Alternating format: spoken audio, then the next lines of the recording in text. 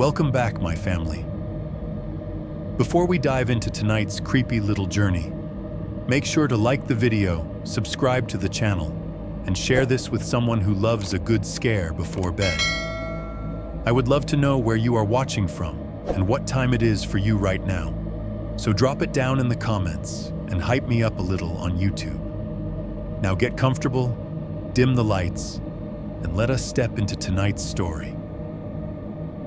I moved to the countryside to escape the hospital memories of my wife. But the quiet out there was not empty. Someone was using it to schedule me. I am not saying that for drama. I am saying it because I have run out of ways to explain what happened without sounding like a man who has finally cracked. After Lauren died, I stopped sleeping like a normal person. Even when I did fall asleep, it never felt like rest. It felt like my body shutting down for maintenance. The city we lived in became a map of reminders I could not avoid. The hospital parking deck, where I spent nights with my engine running for heat. The fluorescent hallways that smelled like sanitizer and burnt coffee. The elevator chime that still, somehow, followed me home in my head. Even my apartment felt contaminated by it all. The refrigerator cycling on at 2 a.m. sounded like a monitor alarm. The air conditioner clicking off sounded like the moment a nurse steps into the room and everything changes. So when my family told me about my grandfather's place outside Monroeville, Alabama, an old house sitting back on a stretch of red dirt driveway with nothing but pine trees and dark fields around it, I took it like a lifeline. Quiet sounded like mercy. Isolation sounded like privacy. A place where no one would look at me like they were waiting for me to get better. The first week out there almost worked. During the day, I did remote IT support from the kitchen table. I drank gas station coffee, answered tickets, and listened to the house in the background. Wood settling, vents breathing, the low hum of the fridge. At night, I would sit on the back steps and watch the tree line dissolve into black. No sirens, no traffic, just insects and the occasional owl. The kind of silence that makes you think you can finally hear your own thoughts again. Then I noticed something about the quiet. It had gaps, not the normal gaps, like when the AC pauses, or when the fridge compressor rests, or when the whole house seems to take one shared breath. I mean gaps that felt timed, like the place was waiting for something to happen. The first time it happened, I was half asleep and I thought my brain was doing that grief thing, turning random noise into meaning. I remember rolling over, seeing my phone screen glow when I checked the time, and thinking, annoyed, great, wide awake again. It was 1:17 a.m. That is when I heard the whistling. Not a song, not a tune I recognized, just a slow, broken melody, off-key on purpose, coming from somewhere behind the house where the trees start and the porch light stops. It drifted closer, then farther, like someone walking along the edge of my property, unhurried, perfectly comfortable in the dark. I told myself it was nothing. A hunter, a neighbor, somebody drunk cutting through the woods. But the next night, it happened again. Same time, same broken whistle. And by the end of the week, I was not sleeping at night anymore. I was counting down to 1:17 like it was an appointment I did not agree to, but could not cancel. Chapter 1:1, Arrival and False Peace, 1:20 words. The drive down felt like a long exhale I did not know I had been holding. I left Birmingham early, before the morning traffic could turn the interstate into a slow-moving line of headlights and impatience. The sky was the pale, rinsed-out color it gets right before sunrise, and my windshield still held the faint smear of fingerprints from where I had rested my hand the night before, parked in my own apartment lot, staring at nothing. I had done a lot of that since Lauren died. sitting in places that used to mean something, trying to outweight the memories until they stopped biting. They never did. They just learned new ways to bite. The farther south I drove, the more the world simplified. The billboards thinned out. The lanes narrowed. Pine trees started to crowd the shoulders like they had been waiting there all night. By the time I hit the county roads, my GPS voice sounded out of place, like a tourist talking too loud in a church. Everything was quiet in that specific rural way. No constant city hiss, just bursts of sound that arrived and left, as if the land itself did not waste energy on noise. I passed a Dollar General with a sun-faded banner drooping off one corner like a tired flag. A little farther down, there was a gas station with a neon beer sign that flickered in a rhythm that did not match anything else. On, half on, dead, then on again. The lot held 2 cars and a pickup with a dog sitting in the bed, watching the road like it had a job. Across from the station, the sheriff's office sat low and plain with a chain-link fence and a flag that looked stiff in the still air. The place had the vibe of something that closed early, not because it could, but because it had learned not to be open after dark. I did not stop. I just kept driving, letting the county road carry me farther away from the part of my life that had become unbearable. The turnoff to the property was easy to miss. A crooked mailbox with a half-peeled number. A narrow dirt lane that looked like it belonged to someone's hunting cabin, not a house you could call home. When I turned onto it, my tires kicked up red dust that hung in the air behind me like smoke. The driveway went on longer than I expected, bending just enough that the road disappeared behind trees, and with it, the last clean view back to anything familiar. Pines rose on both sides, tall and straight, making the light feel filtered and strange. The air smelled like sap and sun-warmed bark. Somewhere deeper in the woods, something moved, small and quick, then stopped when my engine noise reached it. The house appeared all at once, as if it had been hidden until the last second. It was an older place, the kind that would have looked cheerful in a different decade. White paint gone dull, porch railings with chipped corners, a few steps that sank slightly under my weight. The windows were dark and reflective, giving the impression of eyes that would rather not meet yours. Off to the side sat a shed with a sagging roof and a padlock that looked newer than it should have. Behind the house, the tree line tightened, the woods beginning abruptly like a wall. I parked and cut the engine. The sudden absence of sound made my ears ring. For a moment, I just sat there with my hands on the steering wheel. I had expected relief. What I felt instead was an odd, weightless hesitation, like the property itself was holding still, waiting to see what I would do next. Then a breeze moved through the pines, and the needles whispered against each other in a slow, dry hush. Something about that made me finally open the door. The porch boards complained immediately, a long, low creak that sounded too much like a voice clearing its throat. I told myself it was just old wood. I told myself a lot of things. The key turned in the lock with a reluctant grind.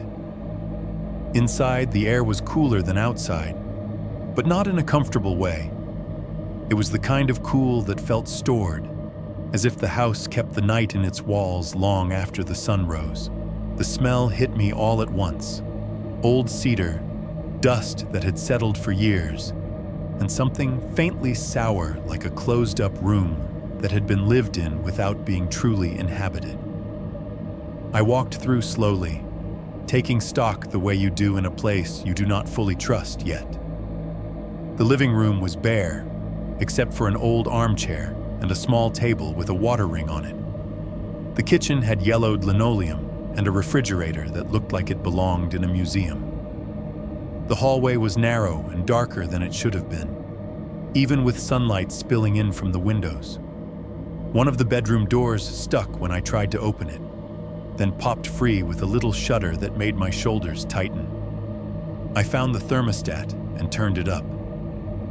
The display blinked like it was thinking about obeying me, then settled on a number that felt optimistic. A few minutes later, the HVAC kicked on with a heavy whoosh, followed by a steady, breathy hum. It sounded less like comfort and more like something waking up. I dropped my bags in the front bedroom and spent the afternoon doing practical things, unloading boxes, wiping counters, pulling dead bugs from windowsills. Practical tasks were easier than grief. Grief had no checklist. Practical tasks had an endpoint. When evening came, I set up my laptop on the kitchen table and logged into work systems like nothing in my life had changed. The glow of the screen turned the dusty room into something modern and temporary. Tickets came in, calls rang through my headset. I answered in my normal voice, calm and polite, while my eyes kept drifting to the windows, to the yard, to the line where the porch light would end once night took over. After work, I heated a microwave meal, chicken and rice that tasted like salt and cardboard, and ate it standing by the sink, staring out at the darkening trees. I could have been anywhere. That was the point. I wanted to be anywhere that was not the apartment where Lauren's things still waited for her to return. Around 9, I drove back into town for supplies. The fluorescent lights of the Walmart made my eyes ache. I walked aisles filled with cheap household items and hunting gear and school snacks, listening to the intercom announce closing times like it was a warning. I bought paper towels, dish soap, a 6-pack of beer, and a box fan I did not really need but wanted anyway. In the parking lot, a line of moths gathered around a light pole as if they could not help themselves. When I got back, the property was fully dark. The porch light cast a small puddle of yellow on the steps. Beyond it, the yard was swallowed. The woods were not visible so much as present, an absence with shape. Inside, the house sounded different at night. During the day, it had felt inert, sleepy. At night, it became active in small, insistent ways. The refrigerator's compressor kicked on with a low hum that vibrated through the floor. The HVAC breathed and paused, breathed and paused. Somewhere in the walls, the plumbing made a soft moan as if the pipes were stretching. Every so often, a board in the hallway creaked, not sharply, not like a footstep, but like wood settling into a new temperature. I carried my beer out to the porch anyway. I sat on the steps and watched the darkness. Insects sang in layers, a constant electric chorus that made the quiet feel less like an empty room and more like a crowd speaking softly to itself. An owl called once, deep and steady, then went silent. A car passed far off on the highway, the sound arriving late, then fading like a memory. For the first time in weeks, I felt something close to calm. Not happiness, not healing. Just the thin relief of not being surrounded by reminders. When I finally went inside, I turned off lights as if I was closing a store. I set the box fan up near the bed, more for the sound than the air. I checked the locks twice. Habit, not paranoia. Then lay down in a room that still smelled faintly of dust and old wood. The fan made a steady white rush. The refrigerator hummed and clicked. The HVAC sighed through the vents. Those mechanical noises formed a kind of ugly lullaby, and after a while my body loosened into sleep. It was not a deep sleep. It was the kind of sleep where you hover near the surface, where your brain stays half alert because it has not decided yet if it is safe to fully let go. Still, it was sleep. And in the middle of that first, almost peaceful night, before I fully drifted under. I thought I heard something thread itself through the mechanical sounds, something thin and human, like a note searching for the right shape in the dark. Chapter 1-2, The First Whistle, 130 words. By the seventh night, the house had started to feel predictable, not comfortable, not familiar in a warm way, just predictable, like a machine you learn to operate by listening to the noises it makes. The refrigerator would kick on with its low, vibrating hum around the same time every evening. The HVAC would breathe through the vents in long cycles, a steady rush followed by a pause where the house seemed to hold still. Then another rush. The hallway floorboards would settle as the temperature dropped. One soft complaint near the bathroom, another near the front bedroom, always in that order. In grief, predictability feels like mercy. I had built a little routine to get through the days. Work at the kitchen table, headset on, voice steady. Heat something in the microwave at night. Eat it too fast. Rinse the fork. Wipe the counter as if cleanliness could keep thoughts away. One beer on the porch. Shower. Box fan on. Lights off in the same sequence. Lock the doors. Check the lock again. That night, I did everything the same. I was tired enough that I thought I might actually sleep all the way through. I remember the room the way it looked when I finally rolled onto my side.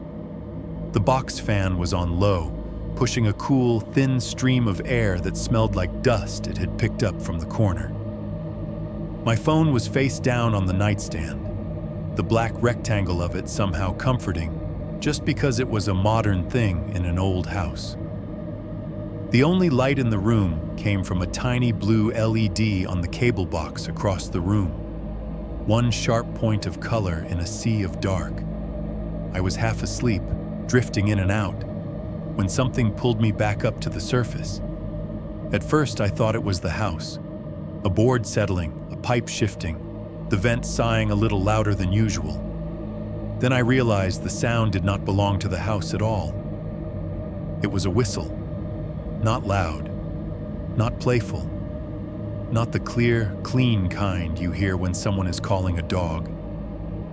This was softer and stranger, like a tune being tested in the dark.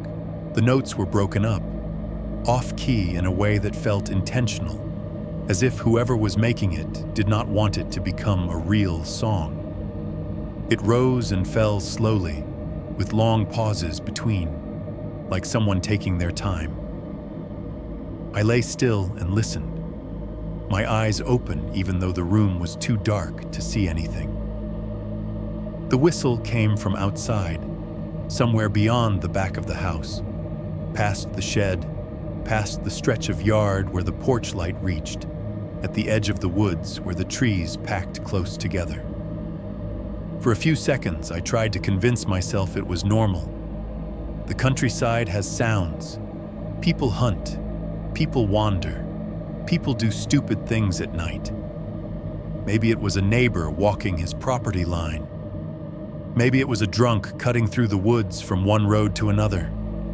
Maybe it was a teenager, bored and brave, messing around because he knew there were no streetlights and no one would stop him. That was what my mind did in those first moments.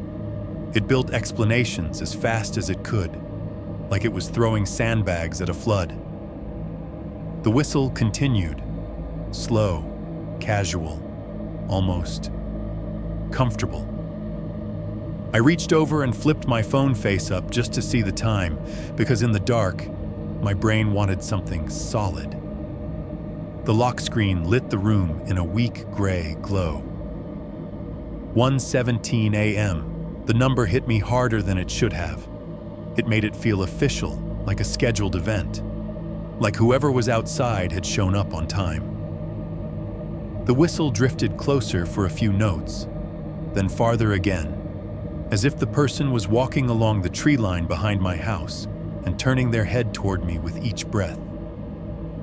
I sat up, the sheet sliding down off my chest. The box fan's steady rush suddenly felt too loud, like it was hiding something. I turned it off. The silence that followed was not true silence. It was layered. HVAC breathing through the vent, the refrigerator humming in the kitchen, insects singing outside in waves, and threaded through that, the whistle. I swung my feet to the floor. The hardwood was cold. A board creaked softly under my heel, and I froze, listening to see if the whistle reacted. It did not stop. It did not change. That was the first moment I felt real unease, the kind that does not need a thought to explain it. If you are outside someone's house and you hear a noise inside, you pause. You listen. You adjust.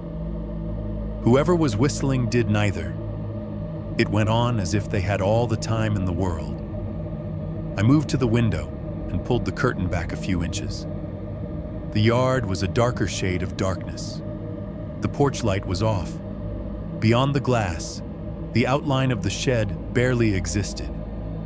I walked to the kitchen and flipped on the porch light. A warm yellow glow spilled out onto the steps and the small patch of yard closest to the door. It illuminated a strip of grass, a few scattered leaves, and the side of the shed.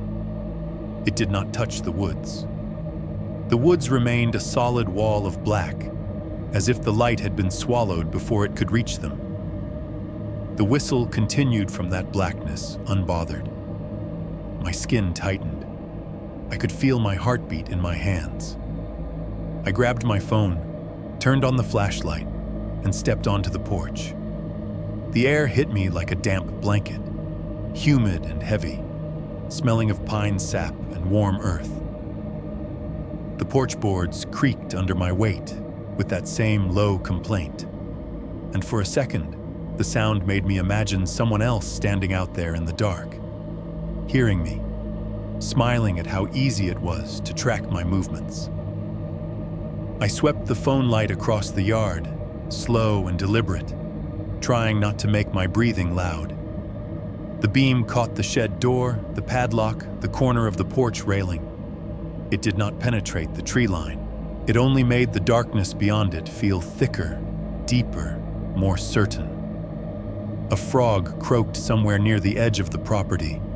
Then it cut off mid-sound, like a hand had closed around its mouth. That tiny interruption made my stomach drop. Animals do not go quiet like that for no reason.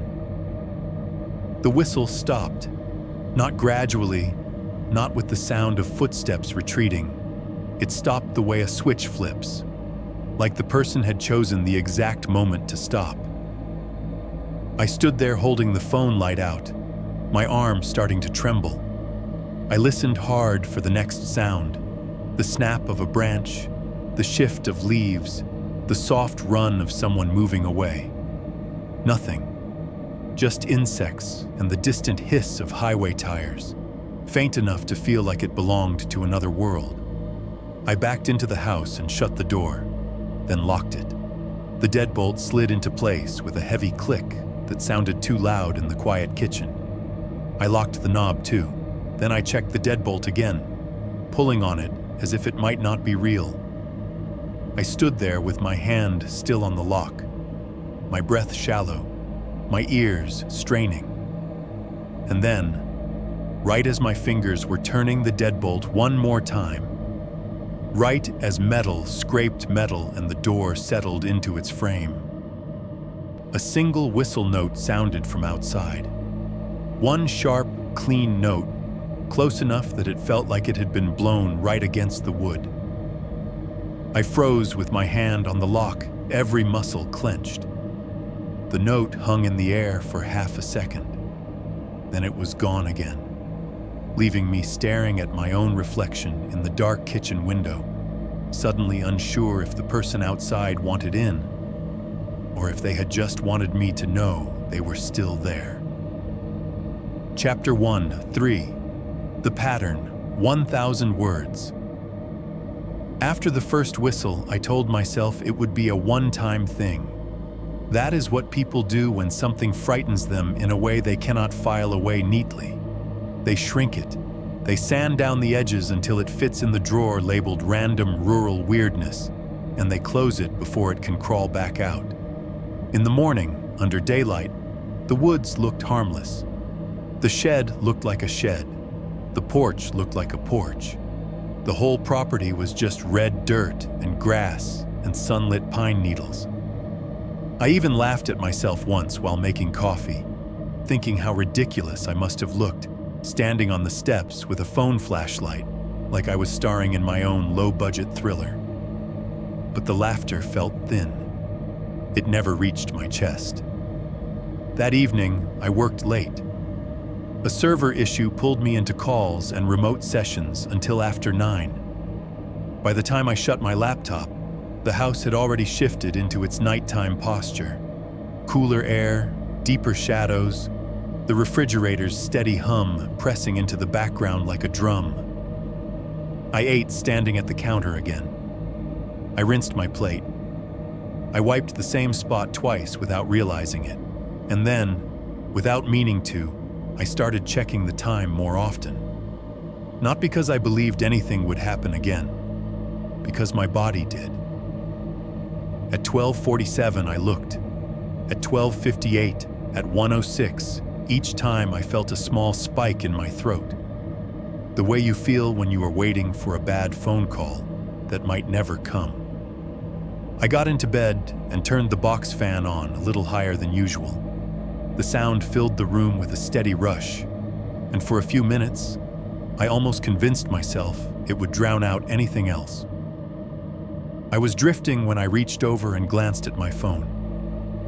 1:16 a.m. I held my breath without planning to. At 1:18, the whistle started again.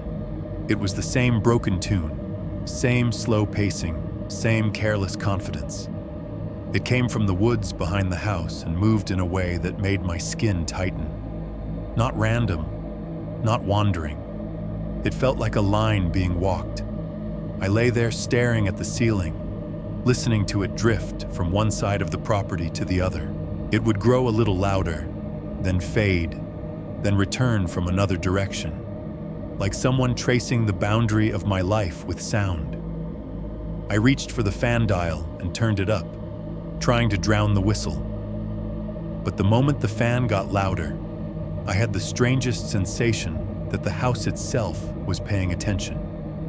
Like the fan noise was not covering me, like it was announcing me. A steady signal saying, I am inside. I am awake. I am trying not to hear you. That thought made me nauseous. I turned the fan off. The whistle continued.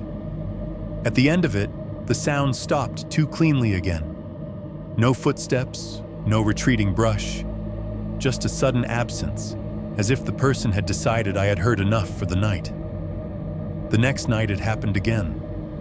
Not exactly at 1:17. Sometimes it started at 1:15. Once it started at 1:19, but it always lived inside that narrow window, like a habit, like an appointment. By the fourth night in a row, I was not sleeping normally anymore. I was waiting. My evenings became a countdown I did not want to admit I was doing. I would do dishes and glance at the microwave clock without meaning to.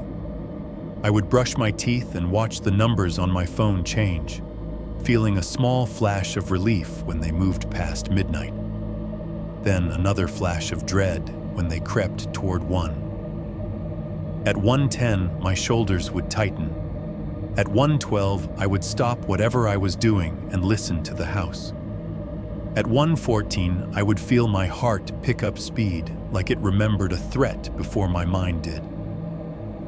It was not even fear in a clean, cinematic sense.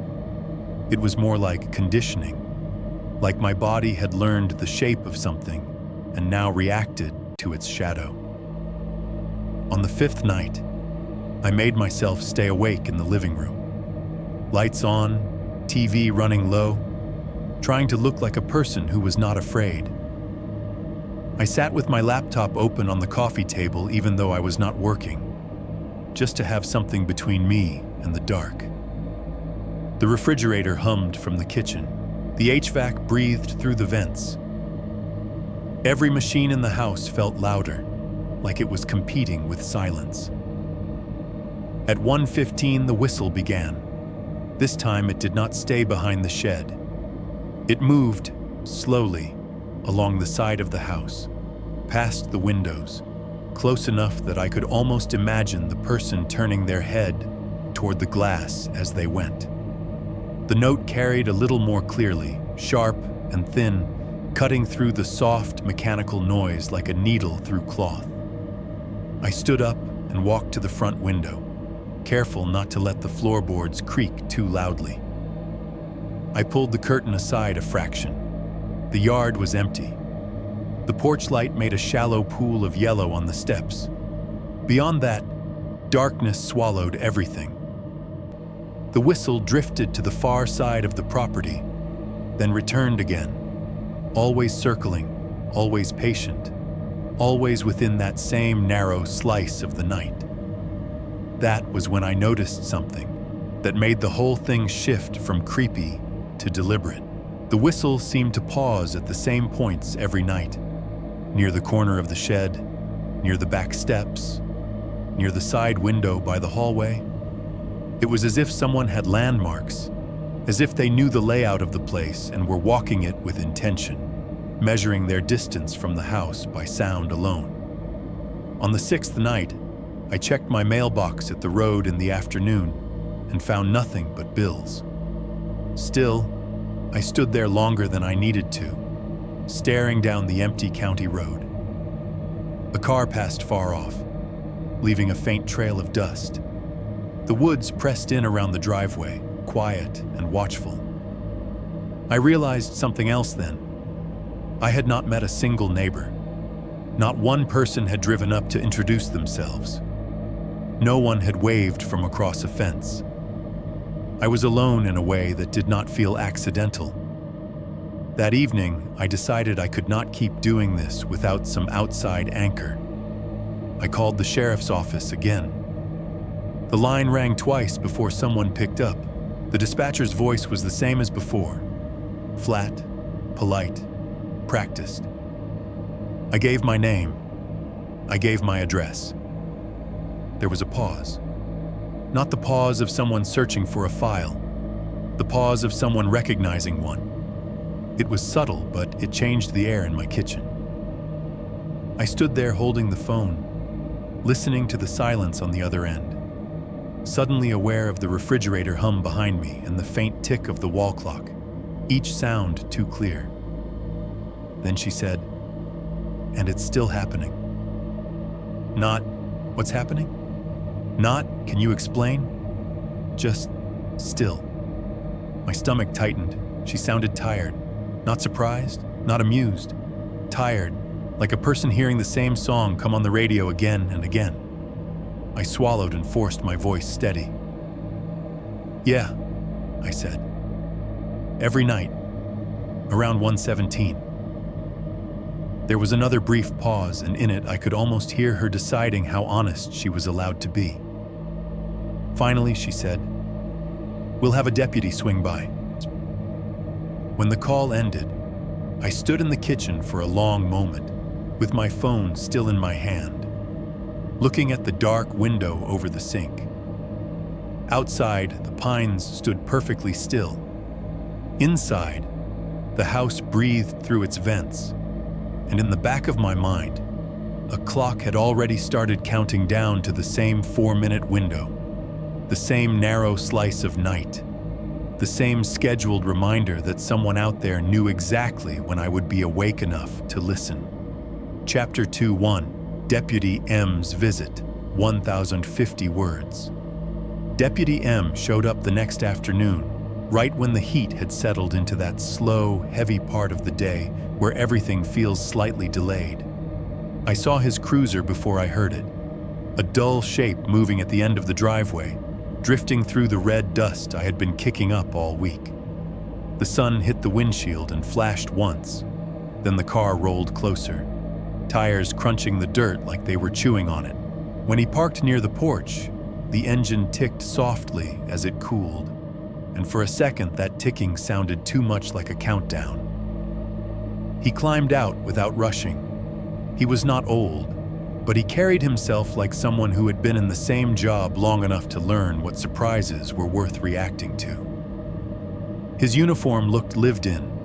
Creases softened, fabric faded slightly at the seams. He had a coffee cup in one hand and a small notepad tucked under his arm. The kind of simple gear that said he expected this call to be nothing and everything at once. "Travis?" he asked, and he did not smile until I nodded. "Yes, sir." He gave me a brief shake of the hand. His grip was firm, not aggressive, and his eyes stayed on my face a half-second longer than polite conversation required. Not in a threatening way, more like he was checking for something. Tremors, mania, the look people get when they are trying too hard to sound sane. "I'm Deputy Miller," he said. "Everybody calls me M." Behind him, his cruiser door hung open a crack, and the radio inside made a low, lazy hiss between transmissions. It did not sound like the bright, busy police radios you hear in cities. It sounded like a thing that mostly spoke when something was wrong. I told him I appreciated him coming out. I tried to keep my voice casual. I tried to sound like a guy calling about a nuisance, not a man who had started structuring his nights around a 4-minute window of dread. He glanced at the house, then at the tree line, then back at me. "All right," he said. "Show me what you're talking about." We walked the property slowly, the way you walk a place when you know the land can trip you in two ways, physically and mentally. I pointed out the shed first, then the back steps, then the strip of grass where the porch light ended. I told him how the whistle sounded. I told him about the time window, how it always came between 1:15 and 1:19, and how it felt like it moved along the boundary of the woods. He listened without interrupting. He nodded once or twice, but he did not fill the space with jokes or skepticism. That alone made my skin tighten. People who think you are imagining things tend to laugh a little. They tend to soften the situation with small talk. Deputy M stayed quiet in a way that made the air feel heavier. When we reached the back of the yard, he stopped. He stood still and looked into the woods, not in a casual glance, not the way someone checks for a deer or a lost dog. He stared in that direction, like he was waiting for something to confirm itself. The pines were motionless. The shadows between them looked too dark for the middle of the day. The tree line began abruptly, dense and tangled, like an edge that had been cut with a knife. A few feet into the woods, the ground dipped slightly and disappeared. The deeper you looked, the less the details mattered. It became an impression, a presence. Deputy M did not move for a long time. I cleared my throat, and the sound came out harsher than I intended. He finally turned toward me. His expression was neutral, but his eyes were sharp in that particular law enforcement way, like they were used to noticing what people tried to hide. "Anybody else live out here with you?" he asked. "No," I said. "It's just me." I almost added my wife died out of habit, because I had been explaining that to people for weeks, as if it was a required credential for my loneliness. But I stopped myself. I did not want pity. I wanted an explanation. Deputy M nodded once. "You said you moved in recently." "Yeah," I said. "About a week and a half." He looked back at the house, and then his gaze dropped to the ground near the back steps. There was nothing there. No tracks I could see, no disturbed grass, but he stared at it the way a mechanic stares at a clean engine and still finds a problem. "You hear it every night?" he asked. "Almost," I said. It didn't happen the first few nights. Then it started. Same window every time. It's like clockwork. The word clockwork felt wrong the second I said it, because it made it sound like something built, something designed. Deputy M scratched at his jaw thoughtfully. And you haven't seen anyone? No. You ever go into the woods when you hear it? No, I said quickly, and that truth came out with more urgency than I wanted. I turned on the porch light. I went outside once with my phone, but I didn't go into the trees. Good, he said, and the word landed heavy, like it was an instruction and a warning at the same time. We walked back toward the house. The sun was bright enough to bleach the yard into ordinary colors, but the closer we got to the porch, the colder the air felt near the house's shadow. I told myself that was just temperature, shade, old construction, a draft. Deputy M stepped onto the porch, and the wood creaked under him. He paused.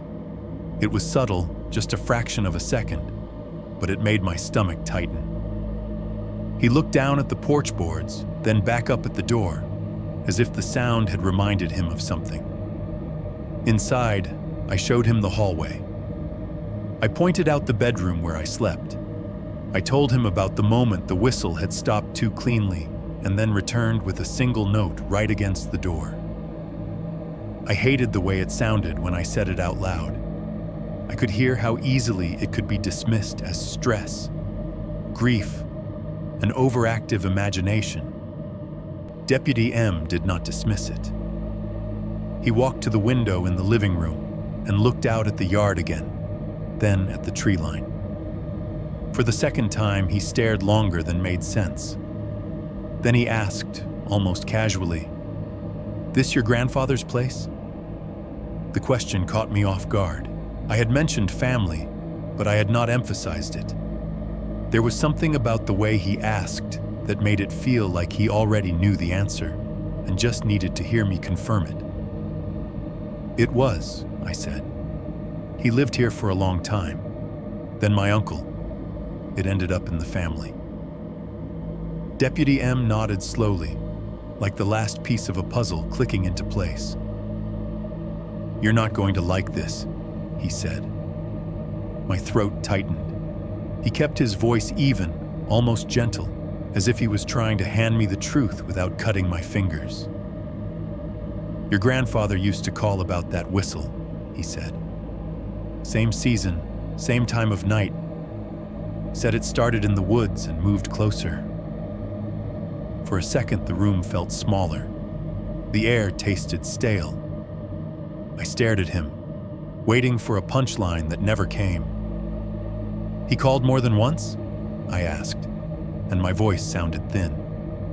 Deputy M's eyes stayed on mine. Enough that dispatch remembered the address. A cold prickling moved up my arms. I opened my mouth to speak, but before anything could come out, Deputy M's radio crackled in the cruiser outside. A burst of static, a half-formed voice, then silence again. The sound was ordinary, but in that moment it felt like punctuation, like the world had decided to underline what he had just told me. Deputy M shifted his weight slightly and lowered his voice, just enough that it felt less like an official statement and more like a man giving advice he would not want recorded. "I'm not saying it's anything unnatural," he said carefully. "Most things aren't. But I am saying you don't ignore patterns out here, and you don't go looking for whoever wants you to notice them." I swallowed hard. "Did you ever find anyone back then?" He shook his head. "No." "Did my grandfather ever say who he thought it was?" Deputy M's expression tightened in a way that made him look older. "He didn't know, but he always said the same thing, that it felt like somebody was testing the place, learning it." The refrigerator hummed in the kitchen, steady and indifferent. The HVAC sighed through the vent. A floorboard in the hallway creaked softly, the house settling into the afternoon. Each sound suddenly felt like part of a larger system, like the house was breathing while something outside waited for it to get dark again. Deputy M glanced toward the hallway, then back at me. "Lock your doors," he said. "Stay inside after dark. And if you hear it again, don't open anything you can't see through first." He stopped, then added quieter. "And don't assume because you're alone that nobody knows you're here." When he left, his cruiser rolled down the driveway, red dust rising behind it like a fading signal. I stood on the porch watching the dust settle, staring at the tree line beyond the yard. The pines did not move. The woods did not look different. But now I knew the whistle was not new. It was something that had been waiting long enough to learn my grandfather's schedule and had simply adjusted itself to mine. Chapter 2:2, Fortifying and the First Inside Hint, 130 words. After Deputy M left, the house did not feel safer. It felt claimed. The sun was still up, bright enough to make the yard look normal, but the knowledge he had dropped into my lap sat there like a weight I could not shift. "Your grandfather used to call about it too." The sentence kept repeating in my head, looping behind everything I did. It turned the whistle from a weird, isolated event into something that belonged to the property itself. Something with history, something patient enough to outlive one man living alone and wait for the next. I spent the rest of the afternoon doing what fear always pushes you into. Making lists, locks, windows, lights, cameras, anything that could turn the night into something measurable. I started with the windows. There were more than I had remembered, because in daylight the house looked open and harmless, like it wanted light. At night, each pane felt like an invitation.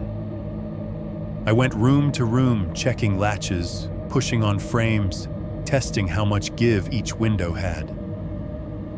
The living room window rattled slightly when I pressed it, and that tiny rattle made my stomach tighten. I cut a broom handle down into rough dowel lengths with a hand saw I found in the shed, then wedged those dowels into the tracks like cheap braces. The sound of wood grinding against aluminum was harsh and satisfying, like a door slamming shut in an argument. I double-checked the front door. I checked the back door. I tested the deadbolt until my fingers ached. I wedged a chair under the back doorknob, not because I believed a chair could stop a determined person, but because it made the door feel less like a thin plane between me and the dark. It made the house feel slightly less permeable. Then I drove into town, because the house was too quiet in daylight now. It felt like the calm before an appointment. Walmart's fluorescent lights washed everything into the same tired color. I walked the aisles past camping gear, kitchen appliances, and cheap home security kits locked behind plastic. A teenager in a blue vest asked if I needed help, and I almost laughed at the normalcy of it. How absurd it felt that you could buy a sense of safety for $49 and tax. I grabbed a cheap motion camera kit, one of those simple indoor cameras with night vision and an app that promised real-time alerts. The box showed a smiling couple checking their phones like they were watching their dog nap. I bought it anyway. I also bought 2 motion lights, batteries, and a pack of zip ties because the whole thing was starting to feel less like home improvement and more like building a cage. Back at the house, I set the camera up on a shelf in the kitchen where it had a clear view of the back door and the patch of yard beyond it. I angled it toward the shed as best I could. The app guided me through the setup with cheerful little prompts. Connect to Wi-Fi, name your device, enable notifications. I named it something stupid and practical, like back door, because superstition felt ridiculous, and yet I did not want to name it something that sounded like I expected trouble. I tested it 3 times. I walked past the camera, I opened the back door. I waved my hand in front of the lens. Each time my phone buzzed and showed me a crisp little black and white clip of myself moving around like a person pretending not to be scared. By sunset, I had dowels in every window, a chair jammed under the back doorknob, and a camera aimed at the part of the house I worried about most. I turned on every exterior light I could. I ate a microwaved dinner and barely tasted it. The fridge hummed. The HVAC breathed. The house made its usual settling noises, and I tried to tell myself those sounds were now background to something stronger. Technology, preparation, proof. But proof is only comforting if you believe it will matter. Around midnight, I shut off the TV and sat in the living room with the lights dimmed, phone in hand, waiting. I did not even try to lie down. I was past that. Sleep felt like surrender. The house felt like it was listening along with me. The box fan sat in the corner unplugged. I could not bring myself to turn it on. White noise suddenly felt like a curtain someone could hide behind. In the quiet, every sound became distinct. The refrigerator's low pulse, the faint tick of the wall clock, the distant hiss of the highway. Outside, insects sang and then shifted tone as if responding to changes in the air. At 1:14, my jaw tightened without permission. At 1:16, my palms started sweating. At 1:17, the whistle began. It was closer than it had ever been. Not out at the tree line, not drifting along the boundary. It came from behind the shed, so near that the notes sounded sharper, less absorbed by distance. The tune was the same broken melody, but it felt steadier now, more confident, like the person had learned that I would listen no matter what. I sat completely still, staring at the hallway as if the whistle might walk in wearing a face. The camera app was open on my phone. The live feed showed the back door and the slice of yard the porch light could reach. The shed was partly in frame, its dark outline cutting into the yellow light. The whistle moved slightly, shifting position behind the shed. I could tell because the sound changed. Less echo, more direct tone, like whoever it was had stepped out from behind the metal siding and closer to the house. My phone buzzed. Motion detected. The vibration jolted me so hard I nearly dropped it. It was not just the alert. It was the way it arrived in the middle of a moment when the house seemed to pause. When the HVAC cycle ended and the refrigerator compressor briefly rested, and for one pure second, the building had gone almost silent. That 1 second silence, broken by a buzz in my hand, felt like a slap. I tapped the notification and watched the clip. The camera showed the back door, the kitchen, the yard. Nothing moved. No figure crossed the frame. No shadow slid past the porch railing. No branch swayed.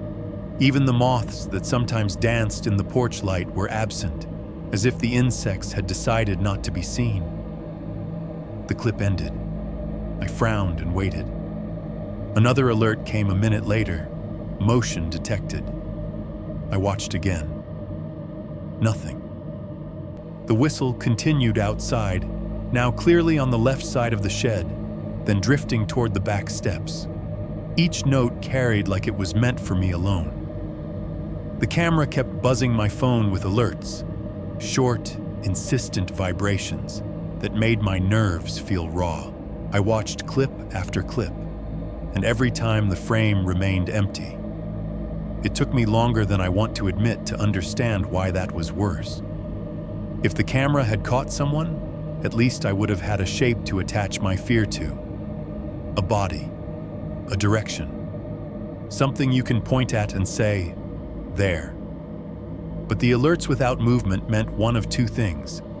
Either the camera was malfunctioning, or someone was moving in a way that avoided it, staying just out of frame, knowing exactly where the lens could not see. The idea slid into my mind and settled there. cold and solid. This was not random. This was not a drunk with a tune. This was a person who understood angles. A person who could stand behind the shed in the blind spot and whistle without ever stepping into the camera's view. A person who had probably learned this house the way Deputy M said my grandfather described, by testing it, measuring it, listening to how it reacted. Outside, the whistle stopped again, clean and deliberate.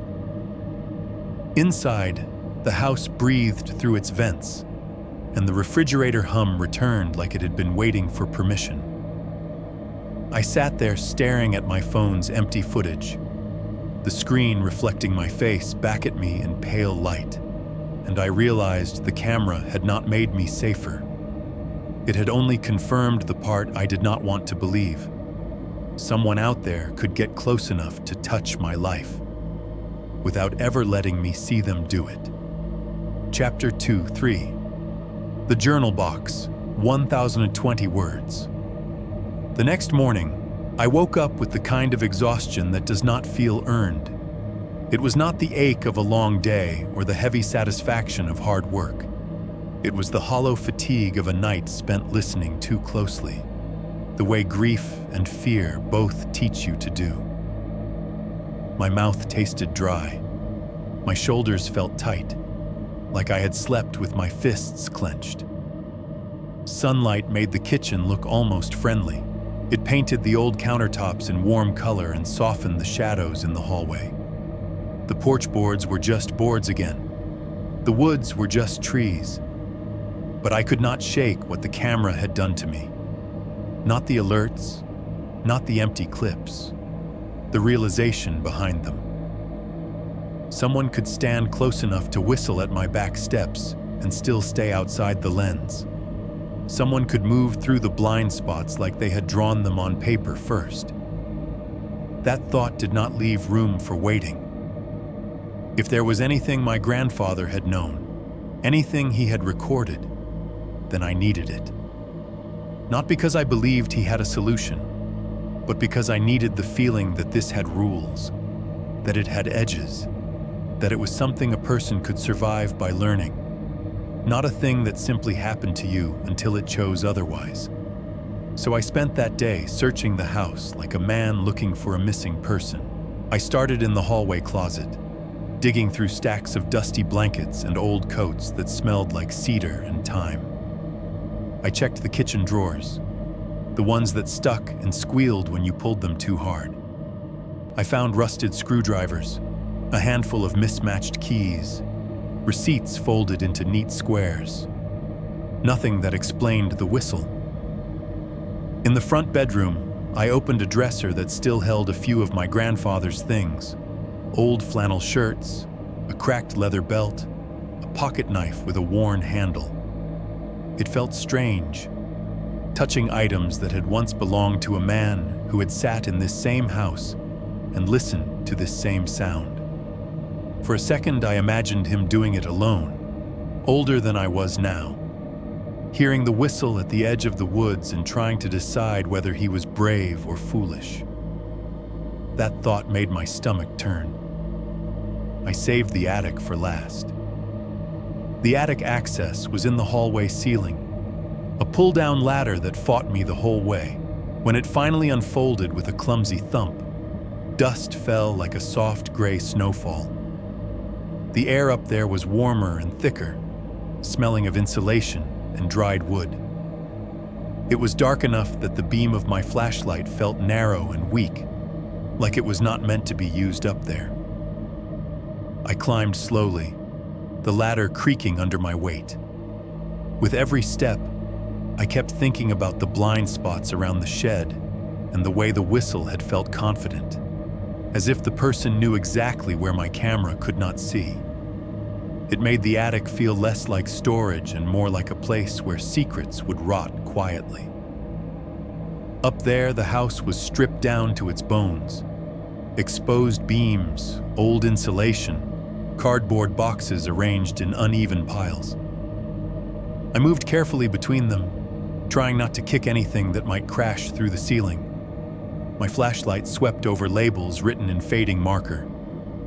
Christmas, tools, old photos, taxes. I found a box marked with my grandfather's name. It was sealed with yellowed packing tape that had dried into brittle strips. When I peeled it back, the tape snapped with a sharp crack that echoed in the attic like a twig breaking in the woods. I flinched at the sound, annoyed at myself for reacting, then opened the flaps. Inside were journals, not one or two.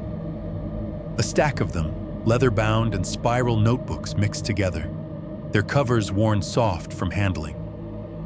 There were also receipts tied with twine, folded letters, and a handful of key tags. Those little plastic labels hardware stores sell. Some blank, some scribbled with faint ink.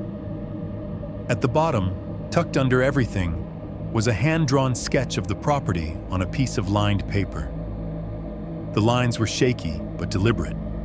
The house, the shed, the driveway, the tree line. Little marks at the corners, like someone noting specific spots. I lowered myself onto a dusty board and pulled the top journal out, careful as if it might crumble. The first entries were mundane.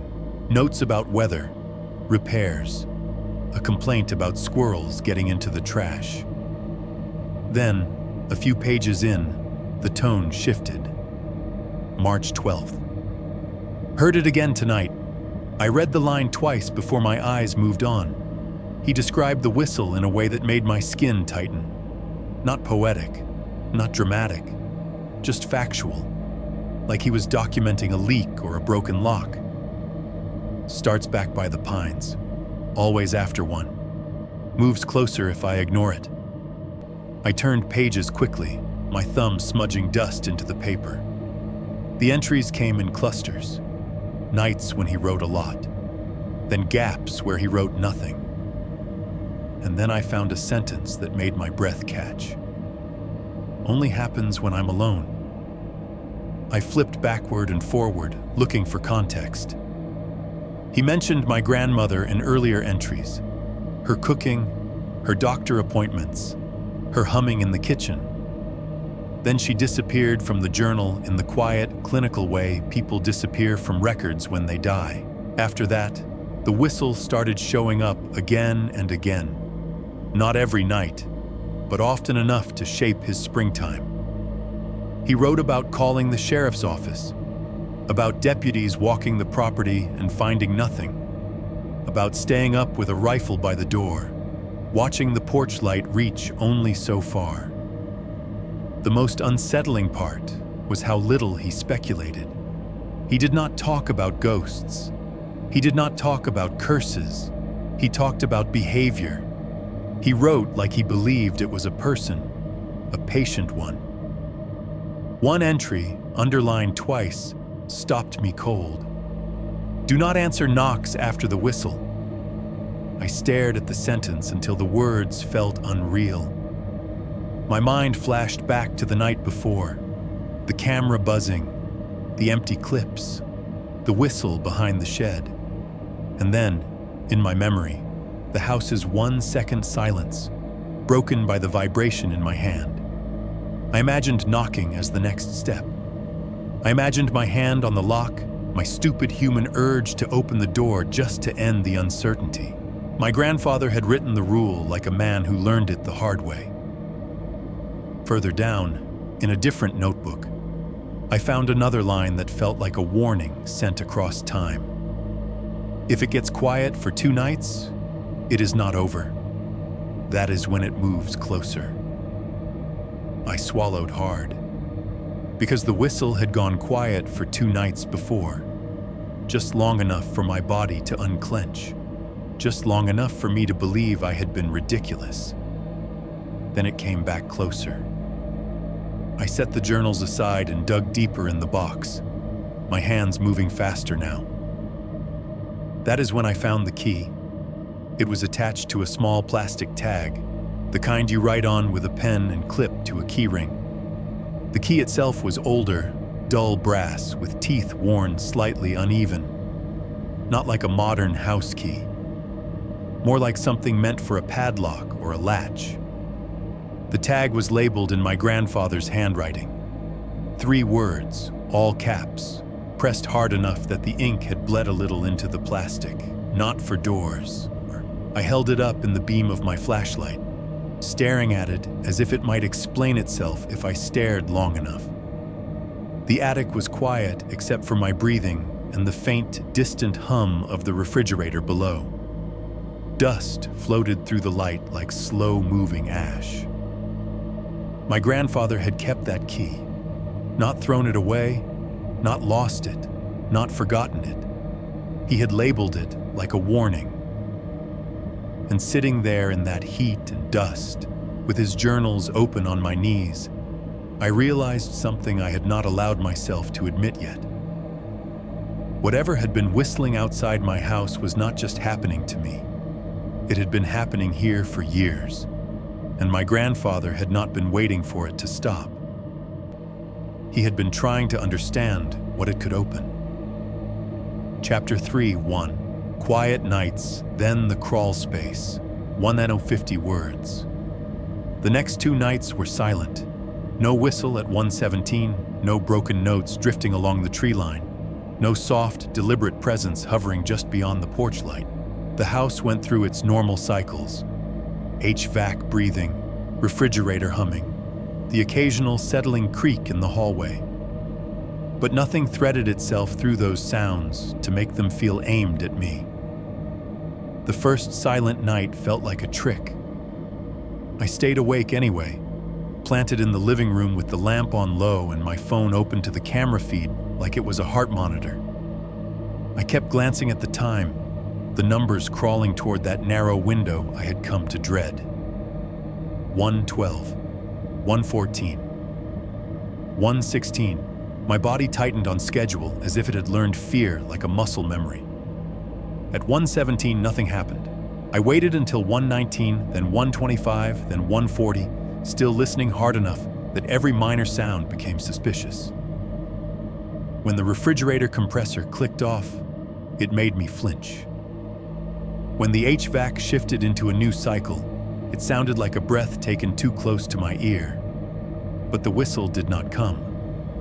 Eventually, I went to bed in that uneasy way you do when you do not trust relief. I slept lightly, waking at the smallest changes in sound. Still, when morning arrived, I felt something I had not felt in weeks. Space, not peace, not comfort, just the absence of something pressing against me from the outside. The second silent night was worse. Because the longer a threat stays quiet, the more your brain wants to believe you have outrun it. I went through my day with a cautious optimism I did not want to admit I felt. I cleaned more than I needed to. I fixed a loose hinge on the bathroom door. I ran a load of laundry and hung shirts in the closet like I was planning to live there for real, not just survive there. In the afternoon, I brought the journal box down from the attic and sat at the kitchen table reading more of my grandfather's entries. It felt strange, holding his handwriting in my hands like a set of instructions written for me specifically. The lines about the whistle were so plain, so steady, that they made my own fear feel embarrassing. He had lived with this for years and still bothered to write down the weather, the price of gas, the condition of his fence posts. He had contained it. He had learned how to keep living next to it. But then I'd look at the plastic tag in his box, "Not for doors," and my stomach would tighten again. That key did not belong to a story. It belonged to a mechanism. That night, I did something I had not done since Lauren died. I made a plan for the next day. Nothing big, just normal things. A grocery run, a call with my boss, maybe a quick visit into town to buy more motion lights. The simplicity of planning felt like a kind of betrayal, as if I was pretending I had a future while grief still lived in my chest like a bruise. The truth is, grief teaches you a rule that fear understands perfectly. Good moments are traps. You start expecting the worst to arrive right after you relax. You start feeling guilty for relief. Like relief means you have forgotten what you are supposed to carry. When my mind began to loosen around the idea that maybe the whistle had stopped, I caught myself thinking of Lauren's last good day. The day she laughed at something on TV and ate half a milkshake and said she felt almost normal. I remember going to bed that night thinking, maybe this is turning around. The next morning, she could not get out of bed. So when the whistle did not come for the second night in a row, my relief felt sharp. It felt unsafe. Like I was reaching for a doorknob without checking what was on the other side. Still, at 1:17, there was nothing. By 2:00 a.m., the house had settled into its mechanical rhythm. The fan in my bedroom pushed air through the dust. The refrigerator hummed and clicked. The distant highway hiss came and went as cars passed like faint, invisible comets. Outside, the insects sang in layers, shifting pitch the way they always did. I fell asleep in fragments. In the morning, sunlight hit the kitchen floor in bright squares, and for a brief moment, I felt almost stupid for being afraid.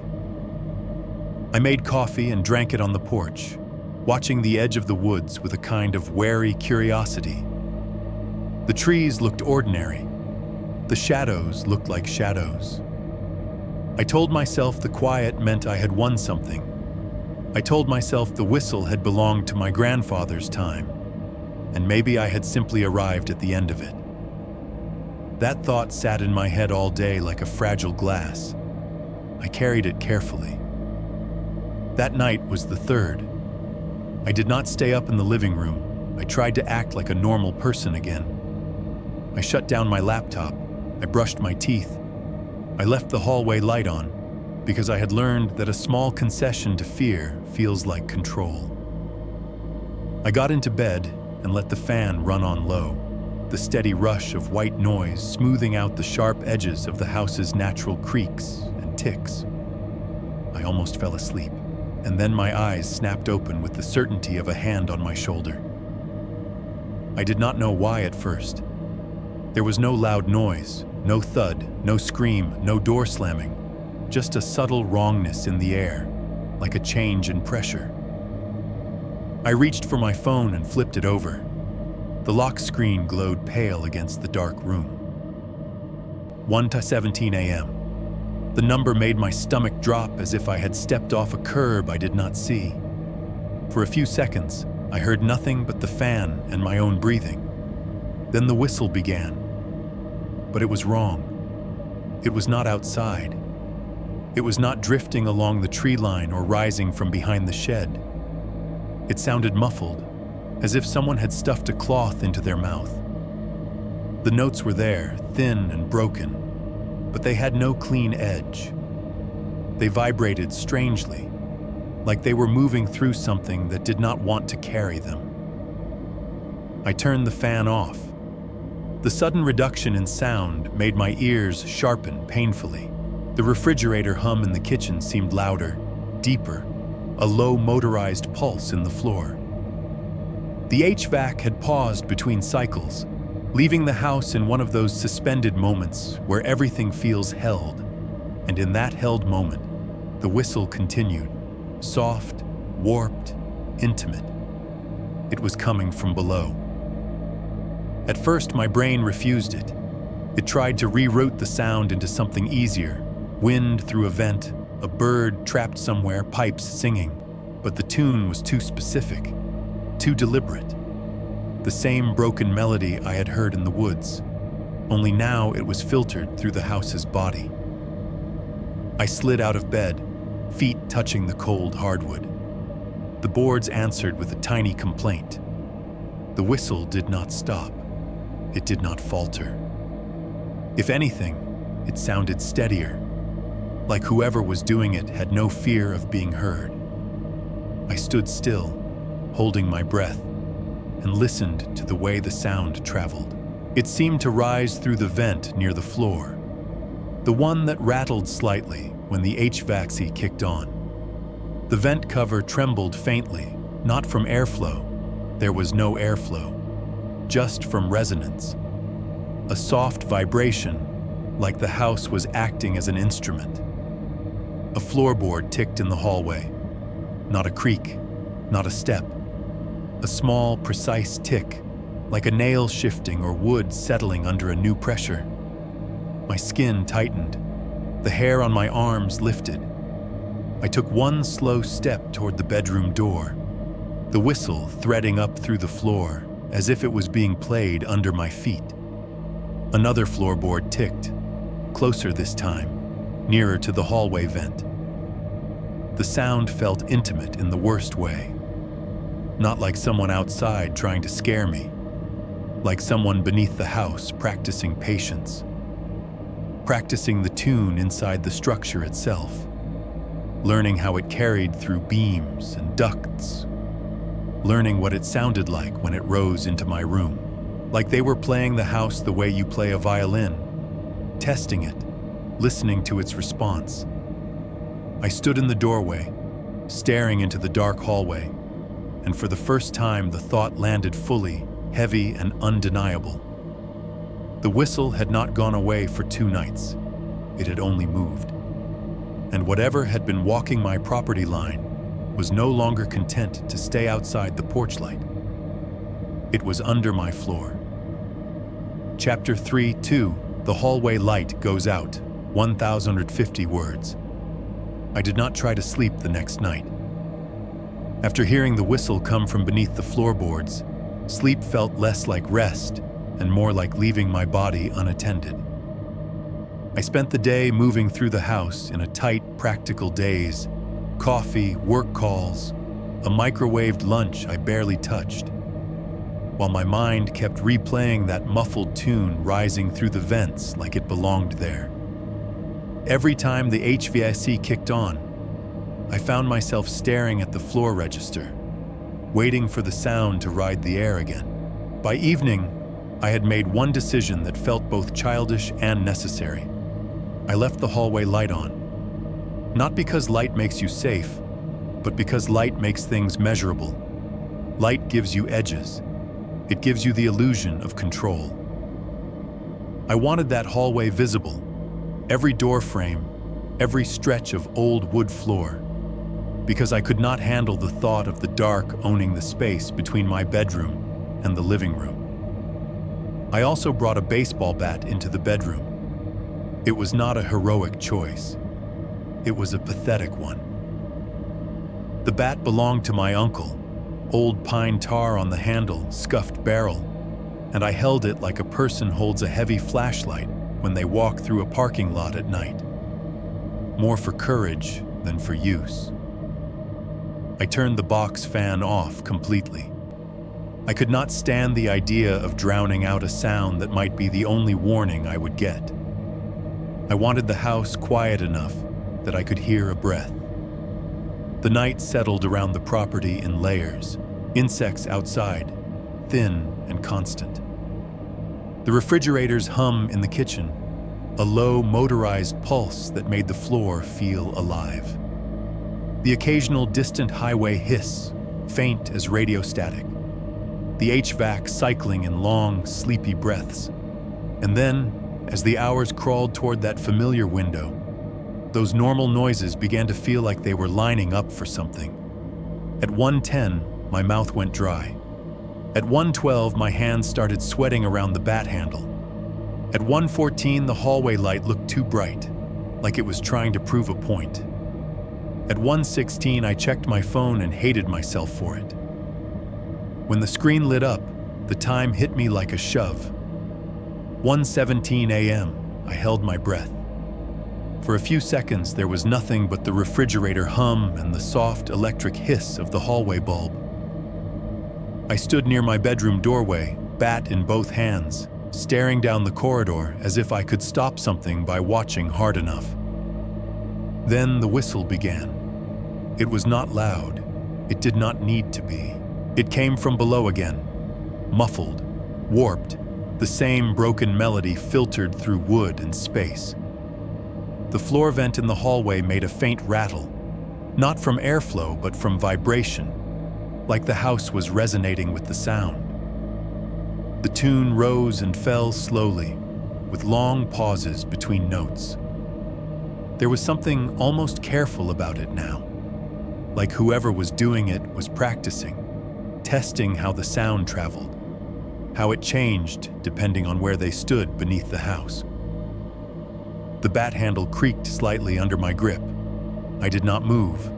I did not call out. I did not make the mistake of announcing myself. The whistle continued for several notes, steady and patient. Then it stopped.